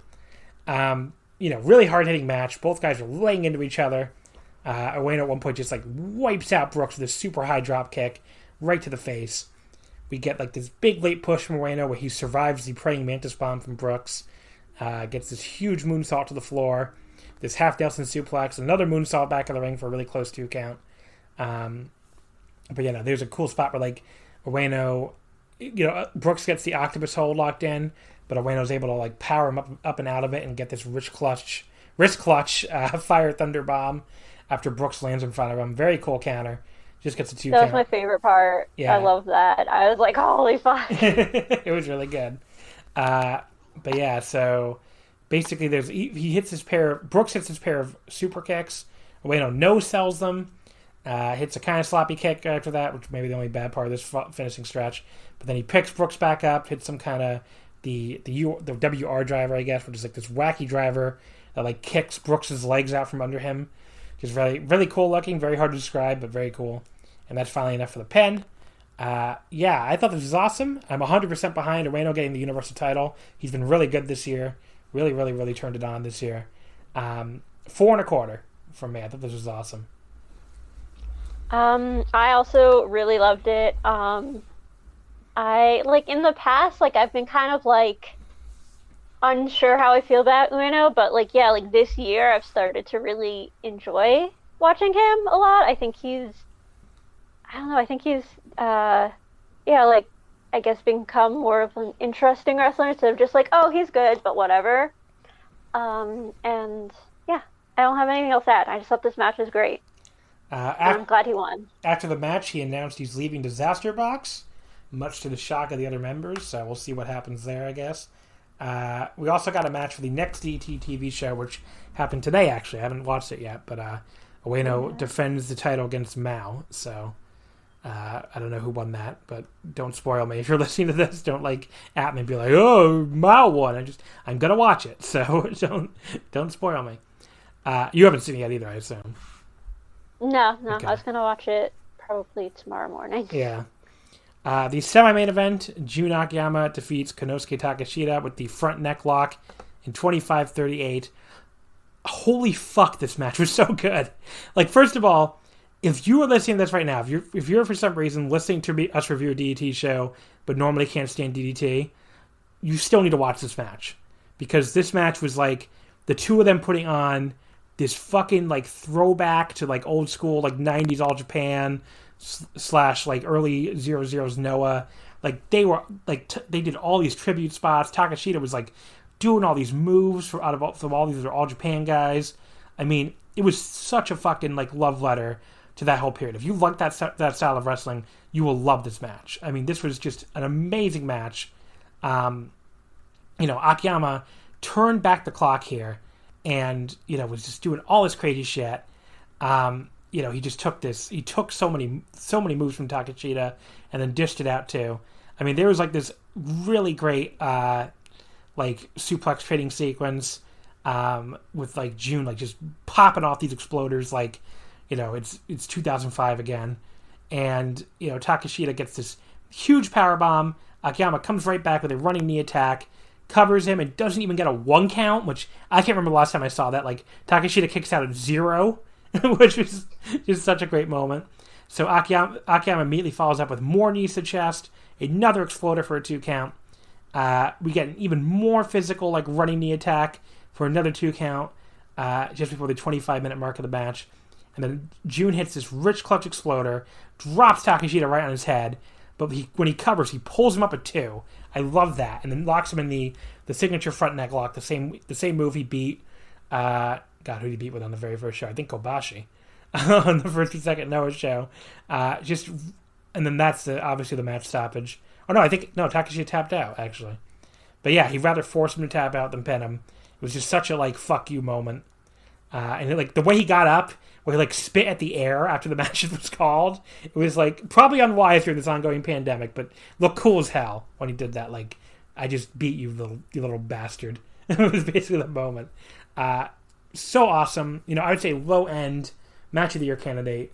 Akiyama is an old man. I mean, he is, up there in age, but he turned back the clock here and put on an awesome old school performance. A 4.5-star match. Akiyama, going over is the right call because he has so much more to do as a main eventer in DDT. And we'll see where it leads to the DO. They're in separate blocks. Maybe they could meet in a rematch in the final. Who knows? As for me, I don't really have the same background with I guess that kind of wrestling that you do. So of course a lot of things kind of went over my head, and I'm also it's not usually the wrestling style that I enjoy, but it's this match was something that I watched it, and even though it wasn't my type of match, it was I could see it was still great, and that for someone who does love that type of match, it would clearly be you have to watch this. Because for me, it's it's a lot of it flies over my head, but I still enjoyed it more than I normally enjoy kind of the more this kind of match where it's I guess very old school. So yeah, I think everything you said is kind of good because I don't really understand, I guess, or have the knowledge to kind of oh yeah, I get what they're referencing. Yeah. The main event for the KOD Openweight title, Tetsuya Endo defeats Taisuke Sasaki with the Shooting Star Press in 27:48, his third defense for Endo. So what my position on the Akiyama Takeshita match I think is pretty typical, but I'm way higher this match than a lot of people I've seen. I thought this was even slightly better than going to this. Oh, sorry, what were you gonna say? I thought it was definitely it's like, honestly, I love the match so much that I was, like, tearing up at the end, but I'm also, like, really deeply, like, I love, like, Damnation so much. So I figured, like, I'd be way higher on the match than most people were. Yeah, I mean, I love Damnation too, but it's definitely, I thought this match was incredible, though. But yeah, I mean, the match itself, like, just the Damnation Civil War aspect of it, where, like, people don't know the story, Endo got to name his own opponent because he won King of DDT. He initially wanted Kenny Omega, but thankfully the gamer could not get in the country because of COVID. So he named Sasaki instead. And Sasaki claimed he'd retire if he lost, although who the fuck knows with him, as we found out that would be true. But yeah, the match here, basically, like, Endo turned on Sasaki. Sasaki turned on Endo first, actually. Sasaki turned on Endo leading up to it and tried to kick him out of Damnation. And the rest of the group turned on Sasaki and was like, no, we're siding with Endo, actually. So, they kick him out. And Endo even says, the inverse of the famous Damnation slogan. He says, now we can kiss ass, conform, and get married, which was such a great line. But yeah, it was just a really amazing build.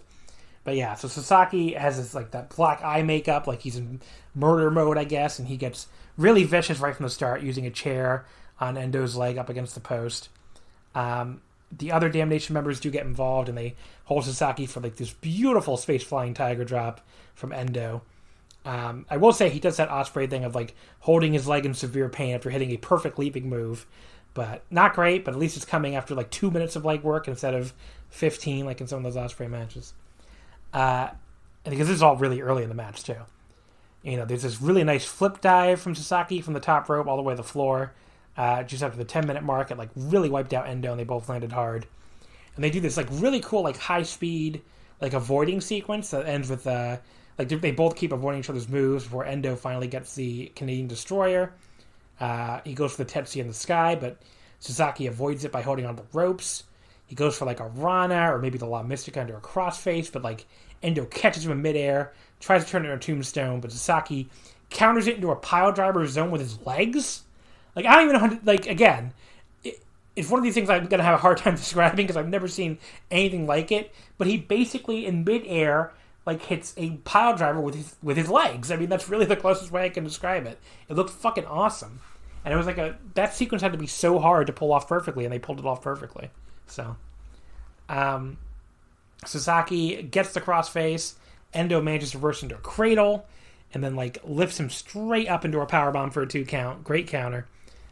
Goes for the shooting star press, but Sasaki rolls to the apron to escape.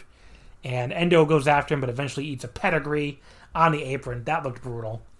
And then that followed up with the crazy elbow drop, where, Sasaki, he gets Endo in a chair, sitting behind a table, behind the fencing. Sasaki goes up to the ring post, almost doesn't even clear the table, but does wipe out both Endo and himself. They both go fucking flying. That was an insane spot. That could have gone very badly. But, luckily... Yeah, I like, literally jumped out of my seat, like, when that happened. I was like, oh my god. What are these guys doing? After this, the ref gets bumped. Sasaki tries to use a chair on Endo. Endo goes to use on Sasaki while he's kneeling down. Mad Paulie comes up from behind him, though, and rips the chair out of his hands. So we get some Damnation drama here. Sasaki low blows Endo, and then Paulie gives Endo a forearm shot, apparently deciding to turn on him here. It would all be okay at the end, but at the time I was like, oh no, Paulie's turning on Endo. They're so sweet together. But it was very, very, very bothering. Bothersome, I guess. I was very worried about the Endo Paulie pairing apparently ending, but I was also like, I was like feeling so, like, this entire match, like, my emotions were, like, on high. Yeah. And, like, so that moment I was like, no. But yeah, so Sasaki, like, wears Endo out with that chair, breaks it over his head, signals that it's over, and gives him that spinning drop thing he does. Goes for the crossface again, and Yamato revives the ref to check if Endo wants to tap out, but Endo does make the ropes. We see they do a bunch of other stuff. Tetsuya in the sky from Endo for a 2 count right around the 25-minute mark. And then both guys end up just, like, trading punches to the face right in the middle. Sasaki gets the better of it, hits a big super kick, but he can't take Endo down to the mat with the crossface again. Endo comes back with some headbutts and a big flipping kick, and then gets his half Nelson driver that just drops Sasaki right on his neck. But somehow Sasaki kicks out too. And then he looks like he's out even as he kicks out, which I thought was like a great selling here from Sasaki. And referee Matsui is like trying to wave his hand in front of his face, just like checking to see if he's still there. And then Endo grabs him, gives him a hug, which I can see that being too hokey for some people. And again, like, it gave me flashbacks to like Shawn and Flair, not in a good way. But, I mean, for the story, I think it worked. I was, in tears by that when that happened. So I think it worked. Endo hits one last big headbutt and finally the shooting star press up the top, and that gets the pin. This is like a roller coaster of a match. I can see people, if you're not invested in the Damnation story, then maybe like I said, the ending will be too hokey for you, and a lot of the other stuff will be a little too like whatever. But I thought this was awesome. I went 4.5. They bumped their asses off, destroyed each other, really went out there to have a real classic. I think they succeeded. And like I said, I thought it was just a tad better than Takeshita Akiyama. And really the last 4 matches in the show take it into being a really great show. Not the best show we're going to talk about, amazingly, but a really, really good show. Afterwards, Sasaki does tease retiring. He tells Yamato to ring the bell 10 times for him, and Yamato's like, seriously? But Endo stops him. They have a big reunion. Endo basically says, I had to do this to you to get you to take this match seriously, otherwise you were just goofed off. And they do. Sasaki's back in Damnation, and that honestly works for me. I'm very happy with that. And then Shuji Ishikawa, Shuji shows up to serenade them, which is so great. I love that. It was so awesome. But yeah, there you go. And Sasaki did clarify at the end, the Charisma Farewell Tour, he's going to live with the stipulation. The Charisma Farewell Tour starts tomorrow, and it will run until 2080. So he's living up to the stipulation. He has to retire if he's lost. Did you see, by the way, the last shot for the credits? Oh yeah, with the two of them. Yeah, so they do the walking the back. They do the Into the Light credits with an all-time great gag at the end. They're walking down the hallway together. Endo has his belt and his giant winner's check for 2 million yen, and Sasaki tries to grab the check from him at the last possible second because he always took his money back in the day. And Endo takes it right back. Just an amazing joke. Like, I thought Sasaki was going to pat him on the shoulder at first, but I should have known better. It was so great. But yeah, awesome main event, awesome show. Yeah, I was just like I was literally like crying at the end, like when they're doing the whole like reunion thing, and I was like, I was truly a mess. I thought the entire show was great, and like, I guess as someone who is like so invested in Damnation, like, it really felt like the perfect kind of very, very satisfying, like, and beyond that ending for, I guess, this chapter in their kind of story, which, it's like in contrast to like New Japan, where it's like, before I was talking about like, how frustrated I am, and I'm like, I feel very unsatisfied by like, the way things kind of end there. This is like the complete opposite. Like, this is perfect for me. Yeah. I mean, it is kind of funny that you have a big heartwarming ending with the heel unit, but that's just how things have gone, so they're not fighting. I mean, they're the most popular unit in the promotion, so, I mean, no need to fight, I guess. The final show we're going to talk about is the Tokyo Joshi Pro Wrestle Princess show from yesterday, November 7th, from Tokyo Dome City Hall. This was another incredible show. This is a show where, like, people told me over and over again it was a show of the year contender before I could actually watch it. And it's one of these things where, like, if you get told that repeatedly before you watch a show, it can color your expectations in a bad way, where it can't live up to it. But by the time I finished, I was like, oh yeah, this was a show of the year contender. I mean, this really was an incredible show. Yeah, it was perfect. It was amazing. The show opened with... Oh, sorry, we're going to add to that. No. Okay. The show opened with Suzume and Sena Shiori defeating Moka Miyamoto and Mei Suruga from Gato Move when Suzume pinned Miyamoto with the Ring a Bell in 12:09. This got like a surprising amount of time, at least to me. Maybe it's because Mei was in from Gato Move or something. Maybe that's why they got so much time. But like the other three Tokyo Joshi wrestlers are all rookies, so I just wasn't expecting it to be, that long. That's 12 minutes. Suzume eventually pinned Moka with the Ring Bell. Like I said, that's a cutter basically. But yeah, good little match. Everybody worked hard. I would say like 3 stars. Mei Suruga is awesome. So if you've never seen her before, I love her. Yeah. I was excited when I saw she was on the card. So I hope this, people watch it and also love her, and then check out Gato Move because it's on YouTube. It's not that hard to find the matches. So I think if you loved her in this and you've never seen her before, you should go, look her up on YouTube. Indeed. She's really great. Match 2, Palm Harajuku and Mahiro Kiryu defeating Marika Kobashi and Haruna Neko.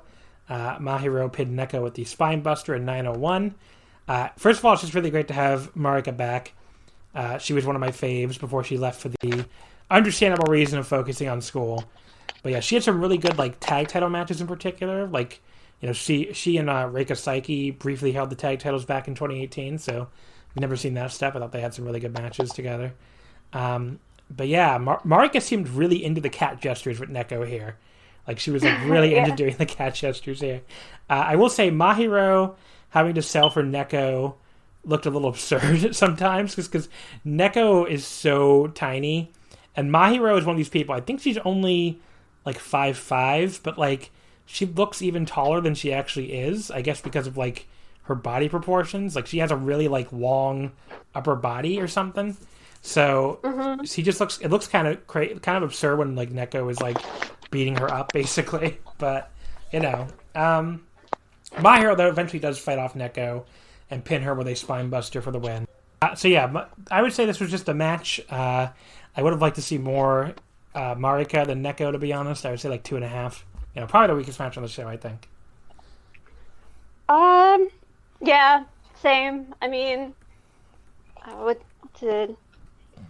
Like one thing that I guess is funny for me as someone who's like really into Japanese fashion is that you have the like Harajuku style girl versus like the Shibuya style girl who's Marika, like the Gyaru style. So like for me it was like really funny, but I think beyond that, yeah, it's kind of like, it's not bad, but it's not like something you go back to watch. Marika, that's what the gal style is like nowadays. Like that's. Well, I guess it's kind of always been like that. Like her style makes me think of like, like Ayumi Hamasaki, the singer. Mm-hmm. I guess that's kind of how she dressed in like the like 2000s. I see. I guess that was kind of the gal style, I guess, from the 2000s. Though I guess it's still kind of people still kind of dress like that. It's changed over the years, but like that's what her look makes me think of is like Ayumi Hamasaki. And then like how Palm dresses isn't really like how people in Harajuku dress. She's just dressing like that because she's like a Kyari Pamu gimmick. Mm. So it's still kind of like like Harajuku is seen as weird, and then Gyaru is seen as like trendy, I guess. Mm-hmm. So to me, it was just funny. I want to say, by the way, some breaking news. They announced some of the matches for Wrestle Kingdom. So to confirm, it is night 1, Naito versus Ibushi for both titles, and then the winner will face Jay White on night 2. So there's no announcement about anything else for Jay White on night 1, but there you go. And then they also put Okada Ospreay on night 1. Because we were speculating earlier, but I wanted to point that out just because, it's what our speculation's already outdated. So yeah. Now, honestly, though, I'm not sure if Naito or Ibushi is going to win. I assume Ibushi's going to win. I guess at least that's good. I assume Ibushi's going to win. I guess we'll see. I assume this is set up for him winning it all and then vanquishing Jay White at the end of it. But let's see. Match number 3 here on Wrestle Princess, the International Princess Tournament semifinal. Hikari Noa defeats Mirai Mayumi with the Blizzard Suplex in 9:44. First of all, I like the hype video for these two matches a lot. I don't know, just really, really well done hype video. But Mirai, like, her big thing is working as the more powerful wrestler, and as always, she was really good at it here. She was just like throwing Hikari Noa all over the place, and Hikari is very good at being the fiery underdog, so it was a good combo here. There was this pretty amazing kick out where like Mirai hit her with this like really hard lariat, and instead of a normal kick out, she like Hikari Noa like twists her neck out at the last possible second. It was really cool. It's a really, really cool little near fall in a way you don't normally see. Noah comes back with a big super kick that takes Mirai's head off, and then a bridging Blizzard suplex for the pin. This was quite good, I thought. Maybe the only thing I think took it down a little bit is the ending felt a little anticlimactic because Mirai basically killed her for the entire match, and then Noah just hit one super kick and one suplex, and it felt like, okay, that was it. But I do really love Mirai, though, so maybe that could be my bias talking there. But I thought this was a 3.5-star match. Good match. Definitely enjoyed it. Yeah, I basically felt the same. I liked watching it, and normally in the past, like, I haven't been really big on Hikari. Like, I like her, but some people on Twitter seem to be obsessed with her. I've noticed. Like, she has like a real big fan base. And she's never been one of my faves either, but I like her. Yeah, but like I feel like in this match I saw her to like, I guess, kind of enjoy her matches more. Like I felt like her matches in this show I enjoyed more than like anything I've seen from her before. Mm-hmm. So I think that's a good thing. That she's continually improving. Yeah. The fourth match was the other International Princess title tournament semifinal. Yuki Kamifuku defeated Shoko Nakajima with the Fame-Asser in 9:22. This was just kind of there for me a lot of the way. It did feature like a really nice closing sequence with Shoko. She kept nearly rolling up her much larger opponent a few times with some really close Rana near falls before Yuki finally puts her away with 2 straight Fame-Assers for the pin. Big win for Yuki, probably the biggest of her career. I guess you could say winning the title was the biggest win of her career, but Shoko is a top level former champion, so. But yeah, this was, I went 2 3/4. It was kind of an average match before the finishing sequence, which I thought was really good. But the crowd seemed like legit shocked by Yuki winning here, so it got a big reaction for the COVID era. Yeah, I'm like, I really love Kamiyu a lot, so I was really excited that she won. So I think I liked the match a lot more than you did. I just love how she gets like in this match in particular, she got like really, what was it,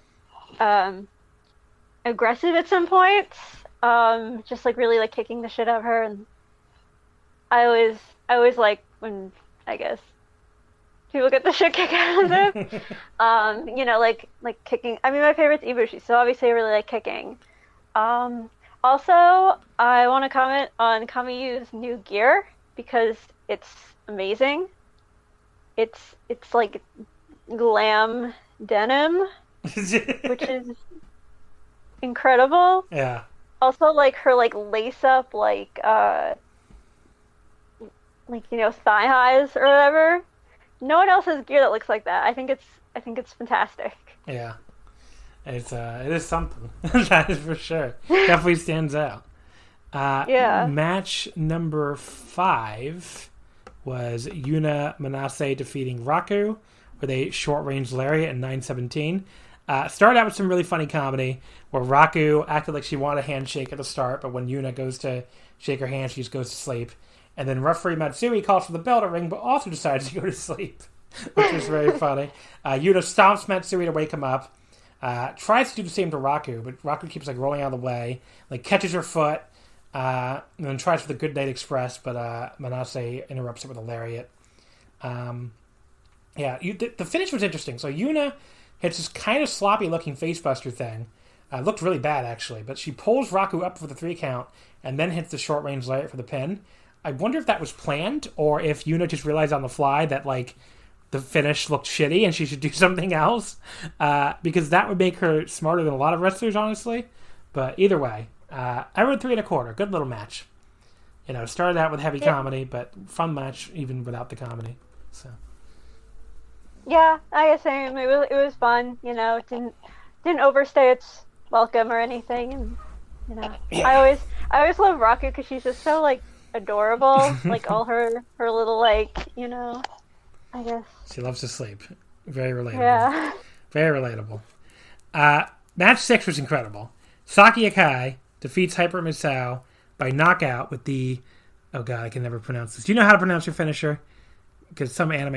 It's like Quetzalcoatl or something like that. I'm pretty sure I'm getting it wrong. She beat her with that in 13:49 in the Wrestle Princess Switch Random Rules match. Okay. So there's this switch in the corner. And when it's like on one of the ring posts. And when it's pressed, the rules change at random. So there's a new rule that replaces an old rule.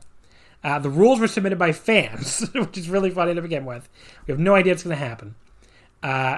Obviously, huge thanks again to the DT English Update account for helping with this match especially. The first set of rules are no kicking, which obviously favors Misao a lot, because kicking is about 95% of Saki Akai's offense, obviously. Saki immediately hits a big boot, tries to cover Misao, the ref won't count it, and they argue over whether or not a big boot is a kick. Like, Saki is motioning, like, no, that's not a kick. And the ref's like, no, that is a kick. Misao rolls her up from behind during that for a close 2 count. And then Misao puts her feet on the ropes for a pin, and when the ref won't count, Misao's like, but that's not a kick. And the ref is like, that's still illegal. It's not no kicking, but, like, feet on the ropes are allowed. But that was really fucking funny. The second rule... Put your forehead on the bat. They gave them both bats. Turn 5 times, or else your pins won't be counted. And then after you do the spin, 5-time spin, if the pin is unsuccessful, you must spin again. So, first of all, Saki Akai did not get her fucking forehead anywhere near this bat. So, she should have been DQ'd. She's so tall. It's like, she's been down that much. It's like, how is she going to spin? Yeah, she really couldn't get her... She could not get her forehead on that fucking bat. Both are very dizzy.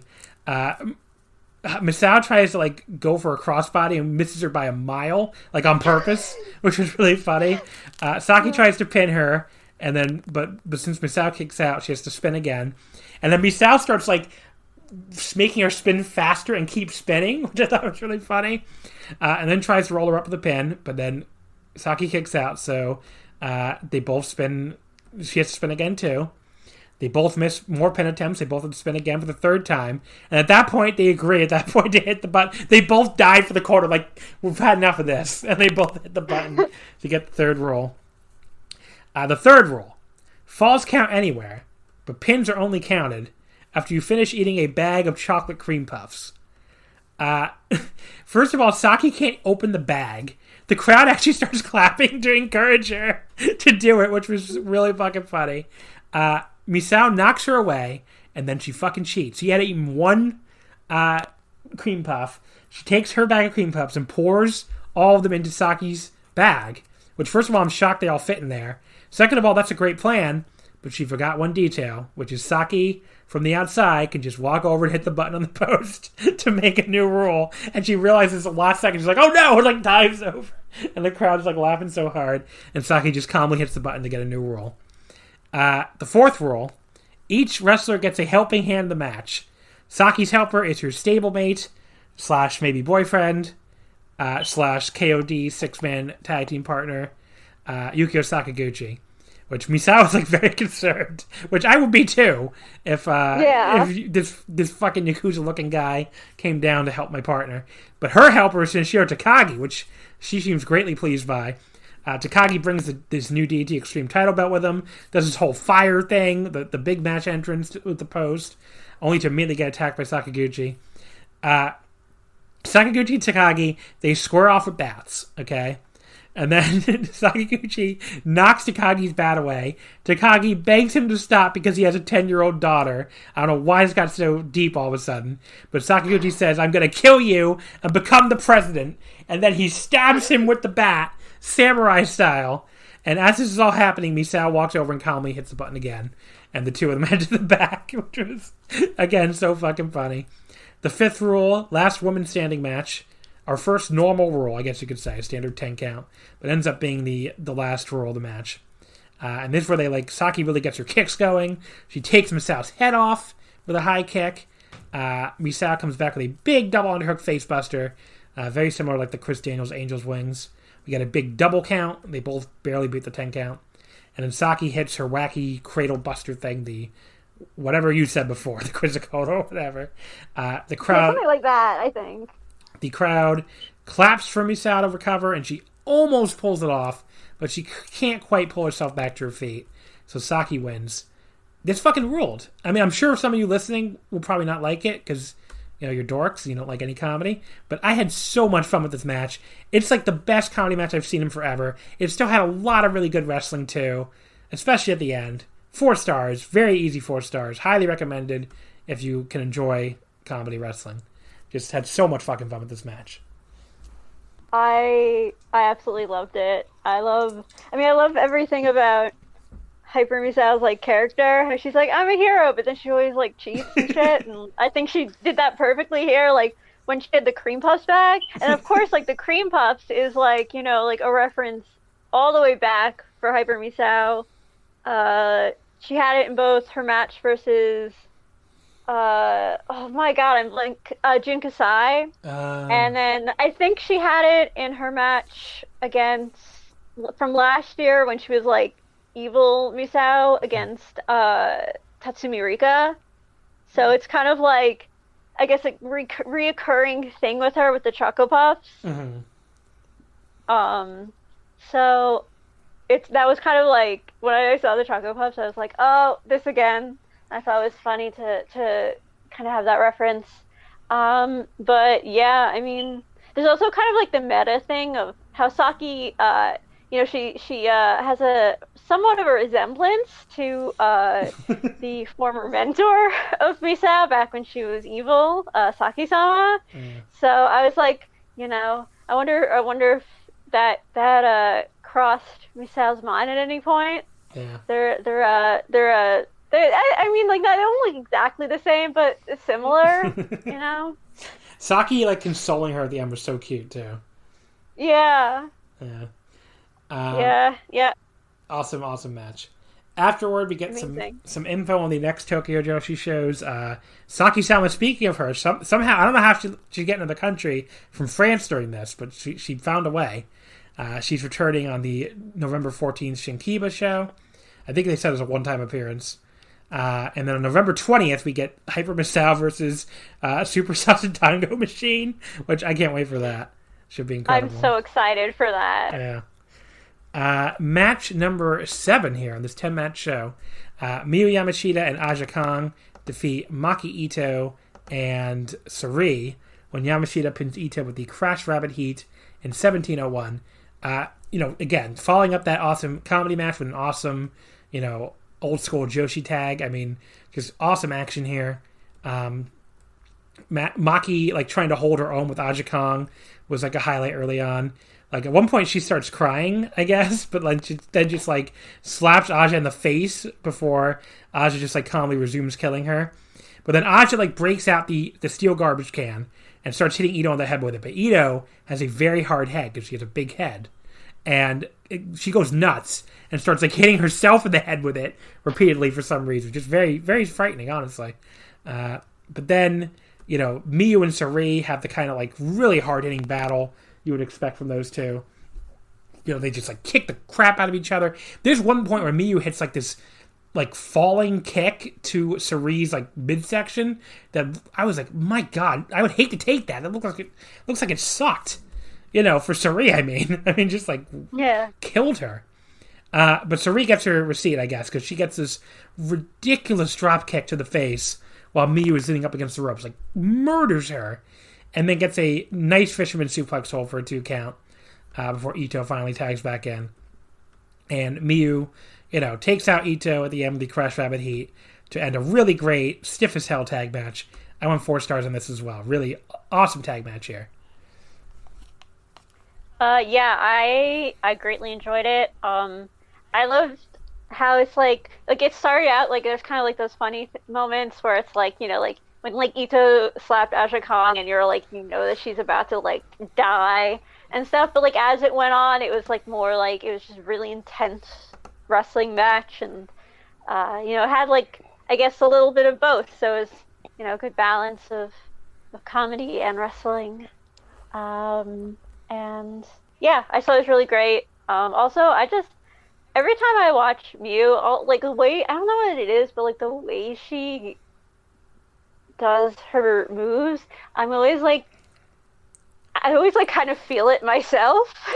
Yeah. it looks like it hurts. I mean, Mew looks like she kills people. I mean, that's how it looks like she just kicks people as hard as she can. Yeah, and then she's like, of course, out of the ring, the complete opposite. Yeah. It's really funny. Before the intermission, which followed this match, we get some big announcements. First of all, we're getting 4 Korakuens just in the first half of 2021, which is kind of crazy. They only used to do 3 of these all year. It's going to be January 4th, February 11th, April 17th, and May 4th. We also got the announcement that Wrestle Princess 2 will be from Oda Ward Gym next year, a slightly bigger building, and that'll be on October 9th. Because I don't think I even mentioned this. This was at Tokyo Dome City Hall, which is like that weird building they built near Tokyo Dome that a lot of people at first thought was going to be like the replacement for Korakuen, but it holds too many people, I guess, to be a regular building like Korakuen is for a lot of these companies, and it's probably way more expensive. So, there really haven't been that many wrestling shows here. Like I know Wrestle One ran it for their very first show, and some other companies have run it over the years, but really not that often. I think that's where New Japan ran their. Oh no, that was from that TV Asahi building. So yeah, I don't. It was. I was gonna say those the first pandemic no people shows, but that was TV Asahi's studio or whatever. But yeah, I've seen Wrestle One shows there. I think some other Joshi companies have run it a few times, but really not that often. After the intermission, we get introduced to Alice Endo, who is a new trainee who was in the same Cheer 1 group that Reika Saiki used to be in. The Cheer 1, the people that danced, basically, the girls that danced at the start of Wrestle 1 shows. Now Kakuta from Actress Girl Z is, or Actress Girls, I guess. I don't know why I said Z. But it's like Sakura Ishikawa Z. Now Kakuta from Actress Girls is also joining the company as a roster member, a promotion I do not watch, as you could probably tell by me butchering their name. So I've never seen a wrestle before, I don't think. But I don't think you can easily. That's right. Them. Yeah, they only release DVDs or something, right? I think they don't. Yeah. They're never on TV or anything. So. Yeah. But yeah. Anyway, so people said maybe she'll form a tag team with Haruna Neko, since Now has also had a cat-themed gimmick in the past, but her last costume apparently in Actress Girls also had gotten rid of all the cat stuff, so I guess we'll see. But yeah, there you go. She's another new addition here. Match number 8, the International Princess Tournament Final. Yuki Kamifuku defeating Hikari Noa with the Diving Fameasser in 7:56. So Yuki is now the 5th International Princess Champion. I thought this was pretty good, but really not much more than that. Both girls, I don't know, maybe looked a little tired or something, but it just didn't hit me on a big level here. I went 3 1/4, but it was a pretty good match, but maybe not what I was expecting for a title final or whatever. But I'm still really happy for Yuki because she has worked super hard. She deserves this. I mean, she was fucking horrible when she first started, and she herself would tell you that. She told me that honestly when I did her English lesson thing once, or Japanese lesson, I should say. But she's perfectly fine now. She's a perfectly good wrestler. So she's worked really hard to get to that point. But yeah, I would only go about 3 1/4. But good little match, and I'm happy for Kamiyu. I definitely enjoyed this match. I think more than you did. I loved it more. To me, it's I guess what's interesting about this match is the two of them. It's they've never held singles titles before in Tokyo Joshi Pro. They're both kind of I guess still kind of like establishing themselves. They're not like, what do you say? They're still like, I guess, growing a lot as wrestlers all of the time, and so it's kind of like you could feel, I guess, their, determination to finally hold like the singles title. And yeah, I mean, they definitely seemed a little tired, but I mean, it kind of made sense because they had already wrestled in the show, so it didn't really like bother me. And I think it kind of, even in a way, added to it because they were still like, hitting really hard. And I guess they started it off even like pretty aggressive, so you could really like feel, I guess, how badly they wanted this. And as a Kami Yu fan, I was really excited that she won. Yeah, I really loved it. Match semifinal, the Princess Tag Team titles. The Bakaretsu sisters, Nodoka Tenma and Yuki Aino, defeating the team of Rika Tatsumi and Miyu Watanabe. Aino pinning Watanabe at the UBV in 1701. So Daydream, as that team is known, fails in their fifth defense, and the Bakaretsu sisters become the sixth Princess Tag Team champions. I thought this was a good match. A lot of nice power stuff from the Bakaretsu sisters, and Aino especially has gotten like quietly good at just like tossing people around. She puts Yamashita away at the, or not Yamashita, what am I talking about? She puts Watanabe away at the end with her big double underhook face buster, which is the UBV. But yeah, it was a good match. It never quite got to the next level for me. I don't know if I was just like a little burnt out in the show at this point and ready for the main event. But I only went 3.5. I saw a lot of people give it a lot higher, so maybe I should go back and watch it again. But it was still a good match, and it was really cool to see the sisters get like so emotional at the end. They were just so happy, especially Yuki Aino, who obviously worked a long time to achieve like something at this level. So yeah, I mean, I didn't feel burnout because like when I watched it live, the entire second half I didn't watch live, so it's like I had like a long break of like like a whole day, so it's still fresh for me. But yeah, I really enjoyed it. This match was really, like, I guess for me it felt really fast paced. Like I I take a lot of notes when I'm watching and like going to be on here. And I can just kind of take notes and not have to pause, and like it's fine. But this, like, I actually was like pausing during the match because I was like writing something down, and like while I was writing, something else cool would happen, and I'd be like, oh shit. So I just got in the habit of pausing during this. It definitely felt like there was a lot of like big moves going on. There was what was I?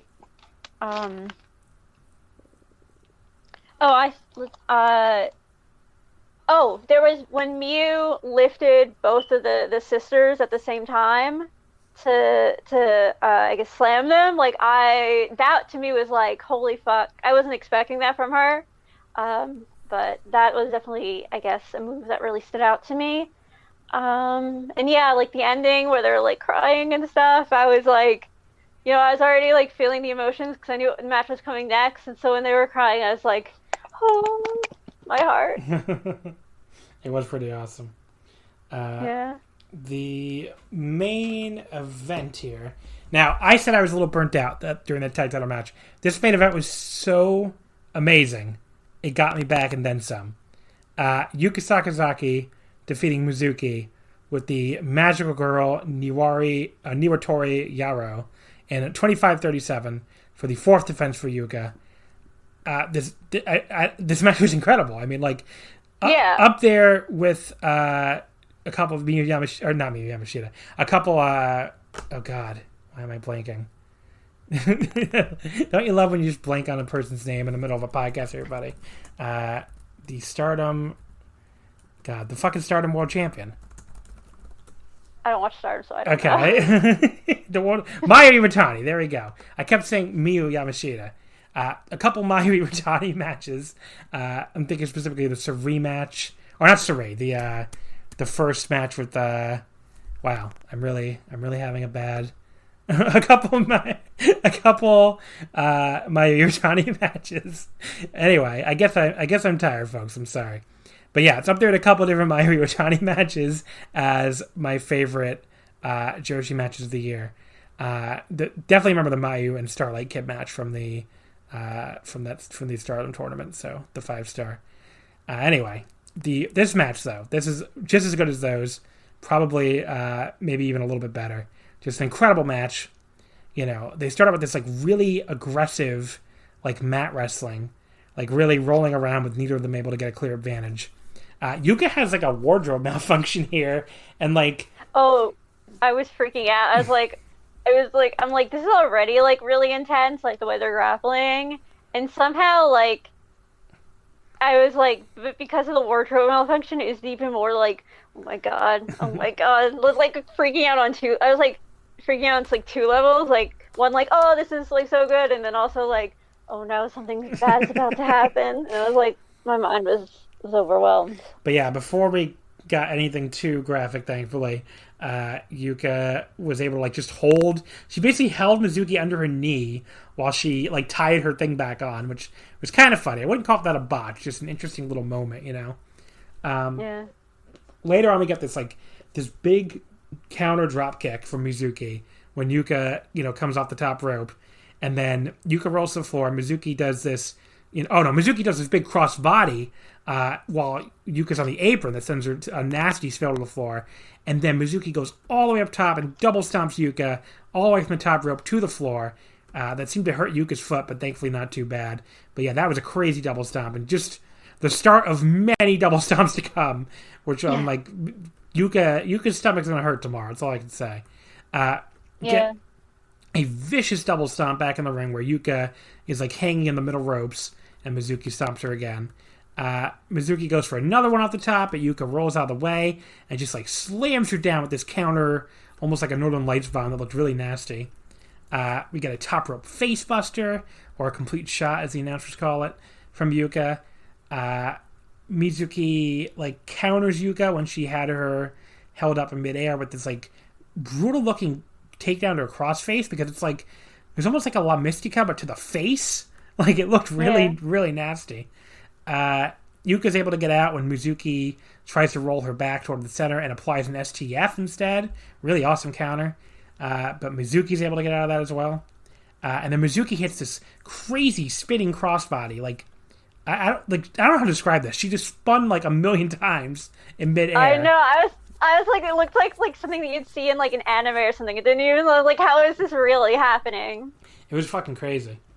It was crazy. She heads up top and gets another double stomp off the top rope. Yuka's a trooper because this can't be pleasant. And she gets a kick at it too. And then when Mizuki tries to follow up, Yuka suddenly comes back to life and gets her big spitting slam thing I don't know the name of, but I'm sure it probably has a name. She collapses afterwards though. And then both girls are doing like this incredible job selling the utter exhaustion and just how beaten down they are. Especially thinking of when like Mizuki was like leaning over just before Yuka like absolutely killed her with a sliding lariat. Just great selling there. And then she follows up with a big roaring elbow, another face buster before going for the Magical Girl Splash, where she gets to the back just for the 25-minute call. She goes up again, goes for the 450 version and hits it, and she covers, and that's the pin. I did not expect that. I really thought Mizuki was going to win, honestly. I don't know if you did going in or not, but... I honestly was like not sure what was going to happen. So I was kind of like... I'm like more of a Yuka fan, so I was like partially like I'm more of a Yuka fan too. At the same time, I was like, it would been really cool if Mizuki won, so I was like, kind of like, I mean, either way I would be happy. So... But I guess when Yuka won, I was like, "Oh, good! I can continue to see her title matches." I was happy about that. Yeah, this match fucking ruled. I mean, these two girls... It was amazing. They murdered each other, especially Mizuki at all those double stomps, and just, I don't know. I was pretty hyped for it going in, and more than lived up to it. A 4.5-star match. Amazing match. Really put this show over the top at the end here. The whole show was really good. It was really the kind of show you will enjoy start to finish, but, like... Having this level of match at the end definitely puts it over the top to a show of the year contender, I think. Really, really incredible match and really awesome show, and the tearful end too. Everybody coming out and crying, and just a really great ending. Yeah, one thing I was like thinking about during the end is that like normally in like wrestling companies you have like your heels and your faces, whereas like with Tokyo Joshi Pro, like even though there's some people who like cheat and stuff, and then like people who are a little bit more honorable, it doesn't really feel like like people are like at war with each other. It has more of a feeling of like, I guess these like women kind of coming together and like having like rivalries that like push each other, I guess, instead. I guess that kind of made me think of like, I guess like oddly enough, like idol groups where like you kind of have that, like people always like like they're friendly rivals, or it's not friendly rivals is the best word, like there's rivalries but like they don't like hate each other. And I guess that's one of the things about Tokyo Joshi that I really love. Like there's always this like sense of like, I guess like kind of positivity around this, and like a sense of like love for wrestling. And I guess I don't know how to describe it, but I think that's one of the things that makes Tokyo Joshi really unique and really great to watch, and always uplifting. You always feel like after their shows, I always feel really happy. Yeah, it's just such a great. It's such a like really. It's a happy show. It's a great way to put it, And I was thinking about the exact same thing you just mentioned. Like, I remember thinking early in the show, I'm like, wow, without Saki-sama, there's no heels in this company. It is kind of amazing. I mean, I'm trying to think what the closest thing to a heel would be. I guess Misao would be because she cheats, but I still wouldn't call her I still wouldn't call her a heel. Yeah, she's not really a heel. She's just kind of like a bit of a rascal, I guess. There are some like rascal characters, but I wouldn't really say there's any heel characters. So it's a very unique promotion in that way. Because even among other Joshi companies, I don't know, maybe that is a thing in other companies. I mean, Stardom obviously has plenty of heels. They have Oedo Tai, who are all heel. I don't know about anybody in the company. I don't really watch that many other. I mean, let me think about this. I haven't watched Sendai Girls in forever. Yeah, maybe this is a Joshi thing, because I can't think of that many heels in Sendai Girls. There's like outsiders who are presented heelish, I guess. But and I don't watch a lot. It's probably a question better for another podcast of this network, the Jumping Bomb Audio, who could probably answer more about these other promotions. I don't really watch that often. But yeah, it is a very interesting thing to see, especially after New Japan, which obviously does have a lot of heels. It is a big contrast here. Promotion that really doesn't have any heels at all. So yeah, because it's like it's like they all come together, and it's like all of the roster members like support each other. They're not even like cliquey, really. They're just kind of like all one big group who just they want to fight each other, but like because they want to prove themselves, not because they like hate each other. And I think that's really refreshing. Yeah, it's a really different way to do a promotion, that's for sure. All right, so we've gone over 2 hours here, so we should wrap this up. But thank you very much for coming on, Haley, and covering all 3 shows here with me. Do you want to plug? Thank you for inviting me. Do you want to plug anything? I guess I'll just plug my Twitter account. I guess you can follow me on Twitter at it's cherry colored, but it's spelled CHOERYY, and then colored spelled with the British way with a U. Do note that I do tweet a lot about K-pop and also anime, particularly Love Live, because those are things I'm really into. So if you're not into those things, you probably want to follow me, but I also do tweet a lot about wrestling. I tweet a lot about DDT and about Ibushi in particular. So if you want to follow me there. Yeah, I guess that's all I have to plug. Alrighty. I totally forgot to do the big Patreon plug I'm supposed to do at the start of the show. So it gets unplugged that here. I got so distracted bearing Donald Trump that I forgot to do that. So the Patreon is at patreon.com/Wrestling Omakase. If you want to hear the New Japan Best of Super Junior and World Tag League and DDT DO coverage, we're going to cover all 3 tournaments, every show on the Patreon.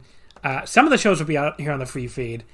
basically the weekend shows. But like all the other shows will be only on the Patreon. So definitely, if you want to hear me follow along with all those shows, definitely check out the Patreon. It's only $5. It's a hell of a deal, if I do say so myself, for all the audio I put on there. We've also been doing the one-match series lately, where I've been covering matches submitted by patrons. We've done all sorts of stuff. We did a match from the original UWF recently. We did stuff from Big Japan. We did a war match from like the early 90s, so like all over the place. And that'll be wrapping up this week, so you can hear more stuff with a Stardom match. Actually, Kari Sane / Kari Hojo's debut match in Stardom is the next one. And we'll be doing a Shibata match from New Japan as the last one. So that'll be a lot of fun. And then, like I said, next week, next Monday, November 16th, we'll kick off daily coverage of the World Tag League and Best of Super Junior. And then the following week, we'll kick off daily coverage of the DDT DO. So every single show that's not covered on the free feed will be on the Patreon only. So definitely check that out. Next week on the free feed, we'll have... I don't have a guest yet. I got to line one up still. So I guess I better get on that. But we'll be covering the show from November 15th, the opener of both the World Tag League and the Best of Super Junior, night one, the double night one from Nagoya. We'll also be doing a full preview of the DDT DO. So that'll be also on next week's show. So again, New Japan and DDT again next week. In the meantime, you can follow us on Twitter at Wrestle Omakase. Wrestling, of course, would not fit. And thank you as always for listening, and we'll see you next time.